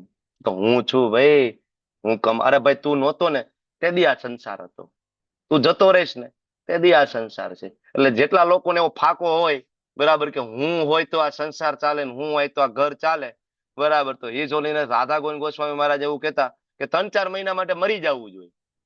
3-4 મહિના માટે મરી જવું મતલબ મોબાઈલ ઘરે મૂકી દેવાનો, બરાબર, ને અડધી રાત્રે નાનું બેગ ભરી કપડા લઈને નીકળી જવાનું વૃંદાવનમાં, બરાબર. કોઈને એડ્રેસ સરનામું નહીં આપવાનું, ત્યાં જઈને જપ કરવાના, માળા કરવાના. કેટલા મહિના માટે? 2-3 મહિના માટે. પછી 3 મહિના પછી આવી અને છુપાઈને જોવાનું કે તમારા ઘરમાં શું ચાલી રહ્યું છે, શું ચાલી રહ્યું. બધું યથાવત થઈ જાય ભાઈ, બધું યથાવત, બરાબર. ફરીથી બરાબર એ બરાબર તારક મહેતા કા ઉલ્ટા ચશ્મા ચાલુ હોય ને કપિલ શર્મા નો શો ચાલુ હોય ને બાકીને તમે ગયા પછી બધા એ મજા કરીને જોતા હશે ને એ બરાબર શિયાળો આવે, રીંગણાનો ઓળો ને બાજરાના રોટલા હશે ને એ પેલો વરસાદ પડે ને ભજીયા બનતા હશે. તમને એવું લાગે હું હોય તો? ના ના ના, બહુ મોટી ભૂલ છે ભાઈ, બરાબર. એવા કેટલાય મોટા મોટા રાજા મહારાજાઓ થઈ ગયા જેને એવું હતું કે હું હોય તો આ સંસાર ચાલે, બધા વયા ગયા, ઇતિહાસમાં ક્યાંય ખોવાઈ ગયા, નામે નથી આવડતા. નામ આવડે છે 1000 વર્ષ પહેલા કયા કયા રાજા આપણા માટે શું કર્યું હતું? કોઈને નામે નથી આવડતા. તો મૂર્ખ માણસ જે છે એ હંમેશા આવું વિચારે, બરાબર, કે હું બધું કરું છું. પણ 5મું કારણ, ઈશ્વર પરમ કૃષ્ણ સચ્ચિદાનંદ વિગ્રહ અનાદિર આદિર ગોવિંદ સર્વ કારણ કારણ. અનંત કોટી બ્રહ્માંડના સ્વામી ભગવાન શ્રી કૃષ્ણને પ્રાર્થના કરે છે. સ્વયં બ્રહ્માજી કહે છે કે આ જગતના દરેક કાર્યની પાછળ કોઈ કારણ હોય તો ભગવાન શ્રી કૃષ્ણ છે. ઘણા બધા એવું માને કે હું કર્મ કરીને કિસ્મત બદલાવી દઉં. એક્સક્યુઝ મી, બરાબર ને? કર્મ કરીને ખાલી મહેનત કરીને પૈસા મળતા હોય તો પછી અહીં ગુજરાતમાં સૌથી વધારે કામ કરતા હોય તો ગોલા ગોધરા વાળા બિચારા ગોધરી આવે નહીં કરે છે. આપણે નથી કરતા. આપણે બાપ દાદાએ 5 વીઘા 10 વીઘા જે આપી, બરાબર, આપણે તેમાં પાણી વારવા જવાનો વેત નથી રાખ્યું. એ ઓલા બિચારા ગોધરિયાને ભાગ્યા રાખ્યા છે. આપણે બિચારા મહેનત તો એ જ કરે છે આપણી વાડીમાં. શું કહો તમે બધા? બરાબર ને? આપણે જાત મહેનત તો બહુ ઓછા નહીં છે, બાકી બિચારા એ લોકો મહેનત કરે, રોડ ખોદવાનું મહેનત એ કરે ને. જો મહેનત કરવાથી પૈસા મળી જતા હોય, કર્મ કરવાથી સફળતા મળી જતી હોય, તો મને લાગે સૌથી વધારે સફળ તો એ હોવા જોઈએ. સૌથી વધારે મહેનત તો એ કરે છે ને. તો 5મું કારણ ભગવાન છે. જ્યાં સુધી એની કૃપા ના થાય ત્યાં સુધી that is impossible. જે મનુષ્ય મિથ્યા અહંકારથી પ્રેરાયેલો નથી, જેની બુદ્ધિ બદ્ધ થયેલી નથી, ત્યાં જગતમાં મનુષ્યોને હણતો હોવા છતાં હણતો નથી અને પોતાના કર્મોથી તે બંધનયુક્ત પણ થતો નથી. ભગવાન હવે અર્જુનને કહે છે, કારણ કે અર્જુન પોતાની જાતને કરતા માની રહ્યો હતો. અર્જુનને એવું લાગતું હતું કે હું મારા દાદાને મારું છું, હું મારા ગુરુને મારી રહ્યો છું. ત્યારે ભગવાન કહે છે, અર્જુન આ હું પડું છોડી દે. બેટા 5 કારણ છે કોઈ પણ કાર્ય થવાના. તું આજે આ કુરુક્ષેત્રની યુદ્ધ ભૂમિમાં ઉભો છો તો એ મારી પરમિશનથી તું ઉભો છો, અને અહીંયા જેટલા લોકો હણા છે એ માત્ર ને માત્ર મારી પરમિશનથી હણા છે, બરાબર ને? તો લાખો લોકોનો વધ થયો. ભગવાનની ઈચ્છા હતી એ બધા હણાઈ ગયા, ભગવાનની ઈચ્છા નહોતી એવા કેટલા બચી ગયા. ઘણા બધા ચિરંજીવી પણ થયા એમાંથી. એટલે ભગવાન કહે છે, અર્જુન આ અહંકાર મનમાં જે આવ્યો છે, મિથ્યા અહંકાર, બરાબર, આને છોડી દો. કારણ કે જ્યાં સુધી મારી ઈચ્છા નથી ત્યાં સુધી કોઈ પણ કર્મ, બરાબર, એ આગળ એક્ઝિક્યુટ થતું નથી. એટલે તને એવું લાગે કે હું હણું છું તો છોડી દે. તું હણતો નથી, મારી ઈચ્છા છે. કારણ કે આ બધા જ જ્યારે માતા દ્રૌપદીનું વસ્ત્રહરણ થયું ત્યારે જ મેં આ બધાનું આયુષ્ય હરી લીધું હતું. ભગવાન શ્રીમદ ભાગવતમની અંદર કહે છે કે જયારે માતા દ્રૌપદીનું વસ્ત્રહરણ થયું ને એ જ સમયે ભીષ્મ, દ્રોણ થી લઈને બધા જેટલા પણ ત્યાં હતા ને બધાનું આયુષ્ય ભગવાને હરી લીધું હતું. તો ભગવાનની ઈચ્છા હતી. અર્જુન તો નિમિત્ત માત્ર, ભવ સવ્ય સાચી. Arjun, you are my instrument. તમારું ઇન્સ્ટ્રુમેન્ટ છે, મારે તને યશ અપાવવાનો છે. બરાબર. એટલે અર્જુન પોતાને કરતા માનતા હતા. આપણે પણ ઘણી વખત આપણી જાતને કરતા માનીએ. ઘણી વખત આ ક્લાસ બહુ સારો જતો હોય તો આપણને એમ લાગે કે ભાઈ હું બહુ ક્લાસ સારો લઉં છું. બરાબર. ઘણા બધાને આ રીતના અહંકાર આવી જાય. અમે બહુ સારા ક્લાસ લઈએ છીએ. નો. 5 કારણ છે આની પાછળ. 5 કારણ. ભગવાનની ઈચ્છા ના હોય તો આ હાથ હું આટલો ઊંચો ના કરી શકું. આ હાથ અહીંયા છે. આ હાથ અત્યારે અહીંયા મારી પાસે ના હોય, જેવો મારા મગજની નસ ફાટી જાય અને હાથ નીચે પડી જાય, પેરાલિસિસ નો હુમલો ઓન ધ સ્પોટ. બરાબર ને? આપણે બોલી પણ ના શકીએ, મોઢામાંથી ફીણ નીકળી જાય. ભગવાનની કૃપા હોય ત્યારે આ થાય. હંમેશા આપણે યાદ રાખવું પડે. એટલા માટે આ કોઈ વસ્તુનું ક્રેડિટ આપણે ક્યારે લેવું જોઈએ નહીં. કોઈ પણ કર્મનું ક્રેડિટ લેવા માટે આપણે નથી, કારણ કે આપણા ગુરુ, આપણી પરંપરા અને સ્વયં ભગવાન શ્રી કૃષ્ણની ઈચ્છા, એના દ્વારા આ થાય. જો આપણે આ રીતના જોઈએ તો આપણે બુદ્ધિમાન છીએ. આપણે એવું લાગે ના ના ના, હું તો બહુ સારું ભણાવું છું, મને બહુ સારું આવડે છે, અથવા તો હું જ મારું ઘર ચલાવું છું, હું જ મારી પત્ની બાળકોને મોટા કરું છું. નો નો નો. બરાબર. જેવી રીતના બોર્ડર ઉપર સૈનિક હોય, બરાબર, એની પાસે પોતાની ગન હોય, બધું હોય, પોતાની બુદ્ધિ હોય, પણ એ ફાયર ક્યારે કરે? જ્યારે બરાબર એના જે એચઓડી, એનો હેડ હોય, કમાન્ડો હોય, સુપ્રીમો એમ કે ફાયર, ત્યાં દર દર દર દર દર દર ગોળી ચલાવે. બરાબર. એનો હુકમ. સૈનિક પોતાનો મનસ્વી પ્રણે પોતાના નિર્ણયથી કરી શકે નહીં. ઓર્ડર જોઈએ. બરાબર. તો આ હંમેશા આપણે યાદ રાખવું જોઈએ. ભગવાનનો ઓર્ડર. એટલે ભગવાન આગળ હવે આજે આપણે કર્મ કરીએ, અને કર્મ કરવા પાછળ જ્ઞાન જોઈએ. બરાબર. જ્ઞેય એટલે એનો ગોલ જોઈએ. અને એ જ્ઞાન જે પ્રાપ્ત કરનાર વ્યક્તિ એટલે કે જ્ઞાતા, એટલે કે આપણે, આ 3 જોઈએ. કે ભગવાન એના વિશે કહે છે કે ભાઈ જ્ઞાન, કે જે કામ કરવું હોય એના માટેનું જ્ઞાન તો હોવું જોઈએ ને. ભાઈ મારે ઘરનું મકાન બનાવવું છે, બરાબર, તો મને જ્ઞાન તો હોવું જોઈએ ને. ભાઈ પેલા પાયા ખોદાવવાના છે, મારે આ મજૂર મારા હાયર કરવાના છે, મારે પથ્થર જોશે આની અંદર, મારે આમાં મેટલ જોશે, બરાબર, આમાં લોખંડ, સિમેન્ટ, આ બધું જોશે. મને જ્ઞાન હોવું જોઈએ ને. બીજું જ્ઞેય હોવું જોઈએ. જ્ઞેય એટલે ગોલ. બરાબર. તમે જાઓ આર્કિટેક્ચર પાસે અને તમને પૂછે કે ભાઈ શું કામ છે તમારે, તો તમે એમ કહો મકાન બનાવવું છે. કેવડું મકાન? એ ખબર નથી કેવડું, શું બનાવવું, એ કઈ ખબર નથી. તો ચાલે? તો આર્કિટેક્ચર તમને કે ભાઈ કેટલા માળનું બનાવ્યું, તો તારે જ કેવું પડે ને કે 2 માળનું બનાવવું, 4 માળનું બનાવવું, 5 માળનું બનાવવું, અંદર સ્વિમિંગ પુલ બનાવવો છે કે નહીં, એટેચ ટોયલેટ બાથરૂમ જોઈએ છે કે નહીં. તો એને કહેવાય જ્ઞેય. કે ભાઈ જે વસ્તુ જે આપણે કરવાના છીએ એનું ફાઇનલ રિઝલ્ટ એટલે જ્ઞેય, ગોલ. બરાબર ને? તો એ તો આપણને ખબર હોવી જોઈએ. બરાબર. તો જ્ઞાન હોવું જોઈએ, બીજું જ્ઞેય હોવું જોઈએ, અને બીજું જ્ઞાતા, જેને આ બધું જ્ઞાન હોય, એટલે કે આપણે પોતે હોવા જોઈએ ને એની અંદર ઇન્વોલ્વ, તો થાય. અને આ કાર્ય કરવા માટેના 3 પ્રેરક બળ છે આપણે આજે જોયા, જેના વગર કર્મ કરવું શક્ય નથી. જ્ઞાન, જ્ઞેય અને જ્ઞાતા. આના વગર કોઈ કર્મ થાય? હમણાં આપણે વાત કરી એમ થાય. તમે જ્ઞાન જ ના હોય, તમારી પાસે ગોલ જ ન હોય, અને તમે પોતે પણ એમાં ઇન્વોલ્વ ના થાવ, તો કર્મ થાય? ના થાય ને. જેમ કે આયા ભગવદ્ ગીતાનું જ્ઞાન આપણે બધું વાંચીએ ત્યારે આપણને આવે. જ્ઞેય શું? તો કે ભાઈ આ ક્લાસમાં જોડાય, એમાંથી એક પણ વ્યક્તિ કોઈ ભક્ત બની જાય, હરે કૃષ્ણ મહામંત્રની માળા કરે, તો એને કહેવાય આપણું જ્ઞેય, ઇસ્કોન મેંગલુરુનું. અને જ્ઞાતા તો કે હું પોતે વ્યક્તિ આમાં ઇન્વોલ્વ થયો. તો આ 3 વસ્તુ જોઈએ ત્યારે આ કાર્ય પાર પડે ને. બરાબર. આના સિવાય ઇન્દ્રિય, કર્મ અને કર્તા, આ સંગઠન છે, એટલે કમ્પોઝિશન. એની અંદર ઇન્ગ્રેડિયન્ટ જોઈએ ને, કે ઇન્દ્રિય હોય તો કર્મ થવાનું છે. બરાબર. બીજું જે કર્મ કરવાનું છે એ તો હોવું જ જોઈએ ને, કે ભાઈ આલો મકાન બનાવ, ક્લાસ લેવાનો છે, આ કર્મ. ધારો કે તો આ તો ખબર હોય છે ને, ક્લાસ લેવાનો કર્મ. અને છેલ્લે કર્તા, કે જે કર્મ કરવાનો છે એ. બરાબર. તો આ એના બરાબર સંગઠન એટલે કે એના કમ્પોઝિશન, અને આ 3 એના પ્રેરક બળ છે. ભગવાન હવે આના આગળ પ્રકાર કહેવાના છે કે ભૌતિક પ્રકૃતિના 3 ગુણો પ્રમાણે જ્ઞાન, કર્મ અને જે કર્તા આપણે આગળ કહ્યા ને, એના પણ કેટલા પ્રકાર છે? 3 3 3. અચ્છા, કયા 3 3 પ્રકાર હશે?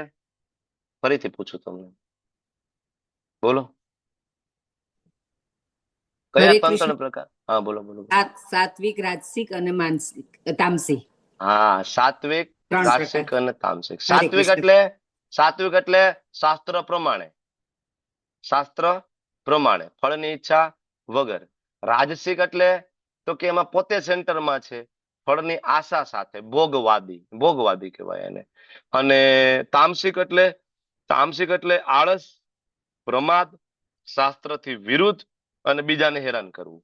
હવે તમને આમાં ગમે, બરાબર, તમે જ્ઞાન લો, કર્મ કે કરતા, આ બધાના ત્રણ પ્રકાર, પણ તમને પાયો આટલો ખબર હોય તો તમને તરત આ વસ્તુ આવડે. હવે જો જ્ઞાનના 3 પ્રકાર આપણે જોઈએ, તમારી સામે એક સાથે ત્રણેય ઓપન છે. જો 20, 21 ને 22 3 શ્લોક છે. સાત્વિક જ્ઞાન કોને કહેવાય, રાસિક જ્ઞાન કોને કહેવાય અને તામસિક જ્ઞાન કોને કહેવાય. સાત્વિક જ્ઞાન કેવું હોય તો કે જે જ્ઞાનથી અસંખ્ય રૂપોમાં વિભક્ત થયેલા સર્વ જીવોમાં એક જ અવિભક્ત આધ્યાત્મિક પ્રકૃતિ જોવામાં આવે અને કહેવાય સાત્વિક જ્ઞાન.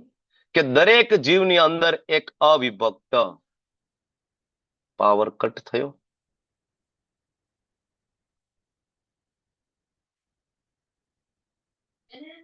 હરે કૃષ્ણ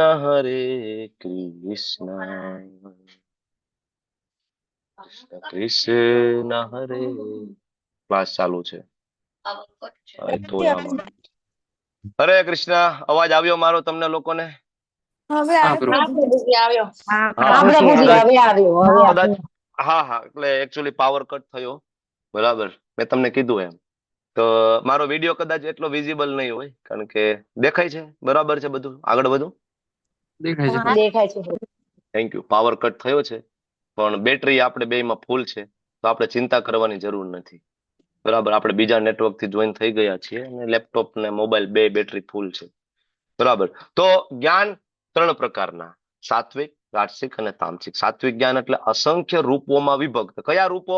અલગ અલગ 84 લાખ યોનિ. જળચર હોય, વનસ્પતિ હોય, દેવ હોય, મનુષ્ય હોય, પશુ હોય, પક્ષી હોય, પણ આ બધા જીવોમાં એક અવિભક્ત, એટલે કે બધાની અંદર અવિભક્ત, એટલે કે જેને વિભક્ત ના કરી શકાય. શું? જેને કાપી ના શકાય, જેને જોડી ના શકાય. એ શું? બધાની અંદર એક વસ્તુ જેને કાપી ના શકાય, એ શું છે? જે કૂતરામાં છે તમારા આત્મા. હા, તો કોને કહેવાય સાત્વિક જ્ઞાની વ્યક્તિ? જે બધાની અંદર આધ્યાત્મિક પ્રકૃતિ, આત્મા અને બીજું પરમાત્માના દર્શન કરે. આને કહેવાય સાત્વિક જ્ઞાની વ્યક્તિ, બરાબર. તો આ જે જ્ઞાન છે સાત્વિક. રજોગુણી જ્ઞાન કેવું હોય? રજોગુણી તો જે જ્ઞાનથી મનુષ્ય જુદા જુદા સ્વરૂપોમાં જુદા જુદા પ્રકારના જીવ જોવે.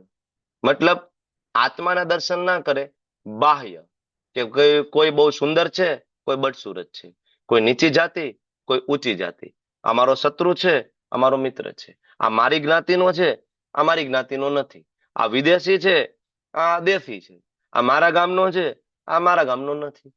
તો જે વ્યક્તિ આવી રીતના જોવે બાહ્ય દેખાવથી, બરાબર, તો આને કહેવાય રજોગુણી જ્ઞાન. કેવું જ્ઞાન કહેવાય? રજોગુણી. સાત્વિક જ્ઞાન હોય તો જોવે કે ભાઈ યશોદરા માતાજી છે, એમાં આત્મા છે, એના હૃદયમાં ભગવાન કૃષ્ણ છે. આશા માતાજી છે, એમાં આત્મા છે, ભગવાનનો દાસ છે, અને એમાં ભગવાન પરમાત્મા કૃષ્ણ બેઠા છે. ધર્મેન્દ્ર પ્રભુ છે, એમાં આત્મા છે, અને એના હૃદયમાં ભગવાન કૃષ્ણ બેઠા છે. અને મને ખબર છે કે અહીં બધા જ જેટલા કેન્ડિડેટ છે, બધાના હૃદયમાં આત્મા છે, અને આત્મા ભગવાનનો દાસ છે, અને અમે બધા જ ભગવાનના બાળકો છીએ. તો મને બધા પ્રત્યે પ્રેમ થાય, આપણને બધા પ્રત્યે પ્રેમ થાય, બધા પ્રત્યે દયા આવે. આને કહેવાય વિશુદ્ધ સત્વમાં બુદ્ધિ, બરાબર. રજોગુણીમાં હું એમ જોઉં કે નહીં, ધર્મેન્દ્ર પ્રભુ તો દેસાઈ છે, ચાલો એ બ્રાહ્મણ, બરાબર. પછી ઉર્વી માતાજી દેસાઈ, એ બ્રાહ્મણ, બરાબર. તો હું આવી રીતના જયારે ભેદભાવ કરું કે આ તો બ્રાહ્મણ છે, આ તો ક્ષત્રિય છે, આ તો બહારના છે. નેહા માતાજી એ આપણા વાળા નથી ભાઈ, એ તો દુબઈના છે, આપણા નહીં, એ બહારના, બરાબર. નૈના માતાજી એ તો લંડનના. માઇક બંધ કર દો, માઇક બંધ કર દો. નૈના માતાજી તો કે એ તો ભાઈ યુકે માં, લંડન. આપણા વાળા નહીં, આપણા વાળા નહીં. તો આને કહેવાય મારી કેવી બુદ્ધિ? રજોગુણી બુદ્ધિ, બરાબર. તો સાત્વિક બુદ્ધિ, રજોગુણી બુદ્ધિ. રજોગુણી બુદ્ધિ છે શરીરને બધું માની લે, શરીરથી આત્માને અલગ એ જોઈ શકતો નથી, બધાને અલગ અલગ માને, બધાની અંદર સચ્ચિદાનંદ સ્વરૂપ જે આત્મા છે જોઈ શકતો નથી, એટલે એને રજોગુણી કહેવાય. પછી જે તામસિક જે બુદ્ધિ છે, તામસિક એ બુદ્ધિ જેનાથી તુચ્છ એવા કોઈ પણ પ્રકારના કાર્યની સર્વે સર્વા માની લે, બરાબર, તથા સત્યને જાણ્યા વગર તેમાં જ આસક્ત થઈ જાય. એવું જ્ઞાન તામસી જ્ઞાન કે જેની કોઈ વેલ્યુ નથી. આ જ્ઞાન શાસ્ત્રની વિરુદ્ધ જ હંમેશા ચાલે. એવું માને પૈસા જ બધું છે. નીતિમત્તા, ભાઈ નીતિમત્તા એટલે શું? બરાબર, કાંઈ લેવા દેવા નથી.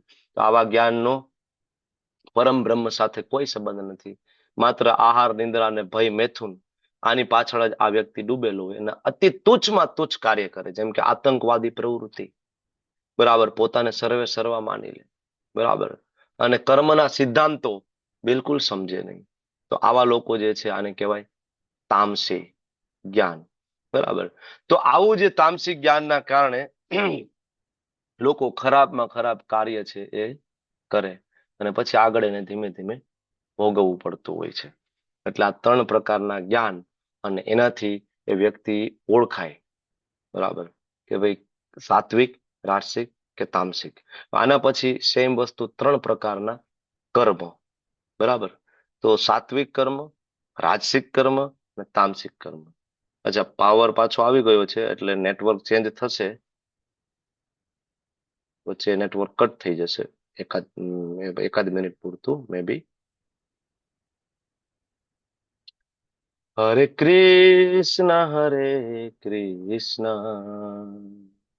કૃષ્ણ કૃષ્ણ હરે હરે, હરે રામ રામ રામ હરે હરે. હરિ બોલ. હરે કૃષ્ણ. મારો અવાજ આવે છે તમને લોકોને? હરે કૃષ્ણ અવાજ આવે છે? હા, ઓકે. તો 3 પ્રકારના કર્મ, આપણે 3 પ્રકારના જ્ઞાન વિશે જાણ્યું, સાત્વિક, રાજસિક અને તામસિક. હવે 3 પ્રકારના કર્મ વિશે જાણીએ કે જે કર્મ નિયત થયેલું છે અને જે આસક્તિ, રાગ કે દ્વેષથી રહિત, ફળની ઈચ્છા રાખ્યા વગર કરીએ તો સાત્વિક. કેવું કર્મ? પહેલા તો નિયત હોવું જોઈએ. નિયત એટલે શું? નિયત એટલે શાસ્ત્રમાં લખેલું હોવું જોઈએ. બરાબર, જેમ કે 4 આશ્રમ છે: બ્રાહ્મણ, બરાબર, બ્રહ્મચર્ય આશ્રમ, ગૃહસ્થાશ્રમ, વાનપ્રસ્થ અને સંન્યાસ આશ્રમ. આ ચારેયના અલગ અલગ આદેશો છે. બરાબર, એવી રીતના બ્રાહ્મણ, ક્ષત્રિય, વૈશ્ય અને શૂદ્ર, આ ચારેયના અલગ અલગ આદેશો છે. એના કર્મ અને ગુણ નિર્ધારિત કરેલા છે. તો આ જે નિયત થયેલું કર્મ જે છે કરે, પણ એમાં આસક્તિ ન હોય, રાગ ન હોય અને દ્વેષ ન હોય અને ફળની ઈચ્છા ન હોય, તો આ કેવું કહેવાય? સાત્વિક. પોતાની ડ્યુટી સમજીને, નિષ્કામ ભાવે, સ્વામિત્વની ભાવના વગર જ્યારે કરવામાં આવે. રાગ એટલે કે એટેચમેન્ટ વગર. દ્વેષ એટલે કે ઈર્ષા. બરાબર, ઈર્ષા આમ જોઈએ તો દ્વેષ ને ઈર્ષાની નાની બેન કહેવાય. બરાબર, ઈર્ષા એટલે કે ભાઈ મારી પાસે 3 ગાડી છે અને બાજુવાળા પાસે 2 શું કામ હોવી જોઈએ? અને દ્વેષ એટલે કે ભાઈ મારી પાસે 2 ગાડી હોય તો એની પાસે 3 શું કામ હોવી જોઈએ? ટૂંકમાં નાની મોટી બેન છે ઈર્ષા અને દ્વેષ. બરાબર, અને લાઈક એટલે દ્વેષ એટલે ડિસલાઈક અને રાગ એટલે લાઈક એમ પણ કહી શકો. રાગ એટલે એટેચમેન્ટ, ગમવું. દ્વેષ એટલે ના ગમવું. તો આ રાગ અને દ્વેષ ફળની ઈચ્છા રાખ્યા વગર જ્યારે કોઈ કરતું હોય અને નિયત કર્તવ્ય કર્મ, તો એને કહેવાય સાત્વિક કર્મ. બરાબર, અને એના પછી આવે રાજસિક, રજોગુણી કર્મ, કે એ પોતાની ઈચ્છા તૃપ્તિ. સેન્ટરમાં કોણ હોય? પોતે હોય. બરાબર, એના માટે મહાન પ્રયત્ન કરશે. 12 કલાક ને 18 કલાક હું કામ કરું, બરાબર, હું ડે એન્ડ નાઇટ કામ કરું, મારી બધી ઈચ્છા પૂરી તો થઈ જશે ને? તન તોડ મહેનત કરશે. કોના માટે? પોતાના માટે. અને મિથ્યા અહંકારના ભાવથી કે હું જ કરું છું, ભાઈ હું જ મારા ફેમિલીને સાચવી શકું, ભાઈ મારા જેવું કોઈ નથી. તો આ રજોગુણી કર્મ છે. બધું મારા માટે. ધન કોના માટે? મારા માટે. ઈચ્છા કોની પૂરી કરીશ? મારી પૂરી કરીશ. બરાબર, તો બધું પોતાના માટે, ફળ પોતાના માટે, કરતા પોતાને જ સમજે ત્યારે આ વ્યક્તિને કહેવાય, આ વ્યક્તિના કર્મને કહેવાય રજોગુણી કર્મ. અને તમોગુણી કર્મ મોહવશ શાસ્ત્રોક્ત આદેશોની અવગણના. બરાબર, અને ભાવિ બંધનની કોઈ પરવા નથી. હિંસા કરશે, બીજાને દુઃખ પહોંચાડશે. આવા કર્મ તમોગુણી. જેમ કે અત્યારે અબોર્શન. બરાબર, ઘણા બધા ડોક્ટરો છે એ માના ગર્ભમાં બાળક હોય, 2.5-3 મહિનાની પ્રેગ્નન્સી હોય અને ડોક્ટર પાસે જાય તો ડોક્ટર ચેક કરી દે બાબો છે કે બેબી. બરાબર, ને બેબી હોય તો શું કરવાનું? તો કે બેબી નથી જોતી અમારે. તો શું કરે એ? બરાબર, એને સાફ કરી નાખે, મારી નાખે, માતાના ગર્ભના પેટમાં જ મારી નાખે.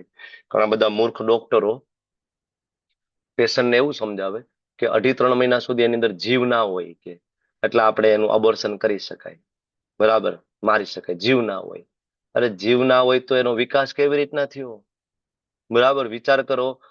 શાસ્ત્રની અંદર શ્રીમદ ભાગવતમની અંદર ભગવાન કપિલ દેવના ઉપદેશો તમે વાંચો, દેવહૂતિ માતાને આપેલા એ ઉપદેશોમાં ભગવાન કપિલ દેવ એકદમ સટીક માહિતી આપણને આપે છે કે ક્યારે, બરાબર, માતાના ગર્ભની અંદર પિતાનું શુક્ર અને માતાનું બીજ બે જોડાય અને કેવો શેપ બને, કેવી રીતના ધીમે ધીમે આગળ વધે. પેલા બરાબર કેવા પરપોટા જેવું હોય, પછી ધીમે બોર જેવું કડક થઈ જાય, પછી ધીમે ધીમે એમાં અંગ ઉપાંગો વધે.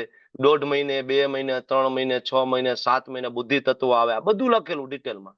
તો વિચાર કરો, નાના એવા બોર જેવો ભાગમાંથી બરાબર બાળક ડેવલપ થાય, મોટું થાય, તો જીવ વગર કેવી રીતના થાય? કોઈ ડોક્ટર એમ કે એમાં જીવ નથી, બરાબર.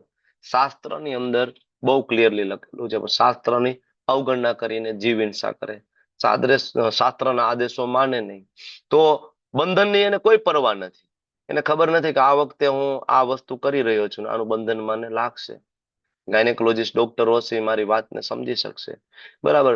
તો આવા બધા લોકો હોય છે. આતંકવાદી પ્રવૃત્તિ, રેપ, ચોરી, હિંસા, પશુવધ, માંસાહાર, બરાબર ને, લોકો માંસાહાર કરતા હોય છે ને. તમે ક્યારેક પોલ્ટ્રી ફાર્મની વિઝિટ કરો તો ખરેખર આપણા આંખમાંથી આંસુ નીકળી જાય. એમાં જે નાની નાની મરઘીઓ, કુકડાને રાખવામાં આવ્યા હોય એટલી ગંદી જગ્યામાં એને રાખવામાં આવે, બરાબર. રોજ એને ઇન્જેક્શન આપવામાં આવે, બરાબર. પરાયણે એમાંથી ઈંડા બરાબર આપે તો એને ખૂબ ખૂબ તકલીફ પડે, ખૂબ હેરાન થાય, બરાબર. ઘણી વખત તો એમાં ને એમાં મરી જાય તો કચરાની જેમ જ એને ફેંકી દેવામાં આવે. પોલ્ટ્રી ફાર્મની અંદર તમે જો લાખોની સંખ્યામાં મરઘી હોય, ખાલી આપણા જીભના ટેસ્ટ માટે એ જીવને ખૂબ ખૂબ હેરાન થવું પડે, ખૂબ, બરાબર. જેટલા પણ આ અત્યારે કતલખાના ચાલે છે, બરાબર, તમને ખબર છે એની અંદર ગાયનું ચામડું કેવી રીતના બરાબર ઉતારવામાં આવે, ગરમા ગરમ જે પાણી છે એ બરાબર ગાય ઉપર, ભેંસ ઉપર, પાડા ઉપર નાખવામાં આવે અને જીવતું ચામડું ખેંચી લેવામાં આવે, જીવતું ચામડું ખેંચી લેવામાં આવે. આપણને બધાને લેધરના બેલ્ટ પહેરવા બહુ સારા લાગે છે ને, લેધરના આપણે કમર ઉપર બેલ્ટ બાંધીને ફરી રહ્યા છીએ, લેધરના પર્સ આપણે ખંભે ટીંગાડીએ છીએ, આપણું સ્ટેટસ સિમ્બોલ આપણે બનાવીએ છીએ, બરાબર ને. આપણે બીજાને કહીએ ભાઈ ઓરિજિનલ ચામડાનું છો, ભાઈ ચામડાનું લીધું. અને મોંઘું પણ આવે, ખબર ને, લેધરની વસ્તુ મોંઘી આવે. રેક્ઝિનનું લ્યો તો સસ્તું આવે, પ્લાસ્ટિકનું સસ્તું આવે, કાપડનું સસ્તું. ઓરિજિનલ લેધરનું પર્સ લેવા જાવ તો મોંઘું આવે. બેગ તમે લેવા જાવ લેધરની તો બહુ મોંઘી આવે. અને આપણને એનો ગર્વ થાય કે મારી પાસે લેધરનો બેલ્ટ છે, લેધરનો બેગ છે. આજકાલ તો બધી વસ્તુમાં લેધર, બરાબર. ને આપણે વાત કરીએ છીએ, આપણે હિન્દુ વાત કરીએ છીએ કે આપણે સનાતની, બરાબર. ક્યારેક એની પ્રોસેસ તો જોવો કે એ લેધરનું બેગ બનાવવા માટે કેટલા જીવની ને કેવી રીતના એને પીડા યાતના આપવામાં આવી. તમને શું લાગે કે આ ઢોર મરી જાય? અરે કૃષ્ણ, અરે કૃષ્ણ. તો યસ માતાજી, યસ. તો વિચાર કરો કે આપણને તો અત્યારે આ બધું સારું લાગે, આ બધી વસ્તુ પહેરતા. આપણે પહેરેલો છે, જોવો ને, કમર ઉપર ચેક કરો, લેધરના બેલ્ટ આપણા ઘરમાં ટીંગાય છે, બરાબર. ક્યારેય કોઈ લેધરની વસ્તુ, બરાબર, ભલે વધારે ટકતી હોય તો પણ લેધરના બૂટ, લેધરના ચપ્પલ, લેધરનો બેલ્ટ, બરાબર, આપણા શરીરમાં, આપણા ઘરમાં પણ કોઈ લેધરની આઈટમ ક્યારે આવવી ના જોઈએ. એનું આપણે પ્રણ લેવું જોઈએ, બરાબર. બીજી પણ એવી ઘણી બધી વસ્તુઓ છે કે જેમાં પ્રાણીનો સંહાર કરવામાં આવે, હેરાન કરવામાં આવે. આ બધી જ વસ્તુઓ ધીમે ધીમે ધીમે સમજી અને આપણે બંધ કરવી જોઈએ, બરાબર. કારણ કે એમાં જેટલું એને પાપ લાગે ને એટલું જ પાપ આપણને પણ લાગે. શાસ્ત્ર તો બહુ ક્લિયરલી કે 7મા ભાગનું પાપ આપણને લાગે, 7 ભાગ કરવામાં આવે, બરાબર. તો આ બધા પ્રકારના જે કર્મ છે, આ ઘોર તમોગુણી કર્મ છે, ઘોર તમોગુણી કર્મ છે. અને કર્મના હિસાબમાં કદાચ અહીંયા થોડી ઘણી ભૂલ થાય ભૌતિક જગતની અંદર, પણ એવું બિલકુલ માનતા નહીં કે યમદૂતના ચોપડે કઈ ભૂલ થાય. ઉપરના ચોપડે કોઈ ગુંજાઈશ નથી કે એમાં કઈ 1% કઈ ભૂલ થાય. કારણ કે બહુ બધા સાક્ષીઓ આપણા કર્મના છે. તમને એમ થાય કે કોણ જોવે છે? શ્રીમદ ભાગવતમ, બરાબર, તમે વાંચો અને જ્યારે સૃષ્ટિનું સર્જન તમે એની અંદર વાંચો, બરાબર, ત્યારે તમને ખબર પડશે કે બધા જ દેવતાઓ છે સાક્ષી પૂરી રહ્યા છે. તમારે મારી આંખની પાપણ આ ઊંચી નીચી થાય છે, આની પાછળ એક દેવતા છે. ત્યારે આંખની પાપણ ઊંચી થઈ ને બંધ થઈ, એક દેવતા છે આની પાછળ. જીભ હલે છે, એક દેવતા છે. એવી રીતના ઘણા બધા દેવતાઓ આપણા શરીર ને મેનેજ કરવા માટે સાક્ષી પૂરી રહ્યા છે. એના સિવાય વાયુ, વરુણ દેવતા, કન્ટિન્યુઅસ સાક્ષી પૂરી રહ્યા છે, પ્રકાશના દેવતા સાક્ષી પૂરી રહ્યા છે, અને આ બધા જ સાક્ષી પૂરી, યમરાજ સાક્ષી પૂરી રહ્યા છે, અને બધા સાક્ષી પૂરે અને સર્વોત્તમ ભગવાન સ્વયં આપણા હૃદયમાં બેઠા છે. ઉપદ્રષ્ટા અનુમંતા ચ 13મા અધ્યાયમાં આપણે ભણી ગયા. ભગવાન કહે છે હું સાક્ષી પૂરું છું અને હું અનુમતિ પણ આપું છું. તો આ ક્યારે ભૂલવું ના જોઈએ કે આપણા કર્મના કોઈ સાક્ષી નથી, તો આપણે બહુ મોટા મૂર્ખ છીએ. આપણને એમ થાય કે આજુબાજુ મને કોઈ જોતું નથી, હું ખરાબ કામ કરી લઉં. નહીં, ભગવાન સાક્ષી પૂરે છે અને જરૂરથી આપણે ફસાઈ જઈશું. બરાબર, તો આજે આટલું રાખીએ 25 શ્લોક સુધી, અને આવતીકાલે ફરીથી આગળ વધીશું. 25 શ્લોકો રોજે રોજે લઈશું તો 3 દિવસમાં આપણે આ અધ્યાયને ન્યાય આપી શકીશું. વાંછાકલ્પતરુભ્યશ્ચ કૃપા સિંધુભ્યેવ ચ પતિતાનાં પાવનેભ્યો વૈષ્ણવેભ્યો નમો નમઃ. અનંત અનંત કોટી વૈષ્ણવ કી જય. શ્રી પ્રભુપાદ કી જય. હરે કૃષ્ણ કૃષ્ણ કૃષ્ણ હરે હરે, હરે રામ રામ રામ હરે રામ રામ હરે હરે રામ રામ રામ હરે રામ રામ હરે હરે હરે. કૃષ્ણ પ્રભુજી, દત્ત હરે પ્રણામ. કૃષ્ણ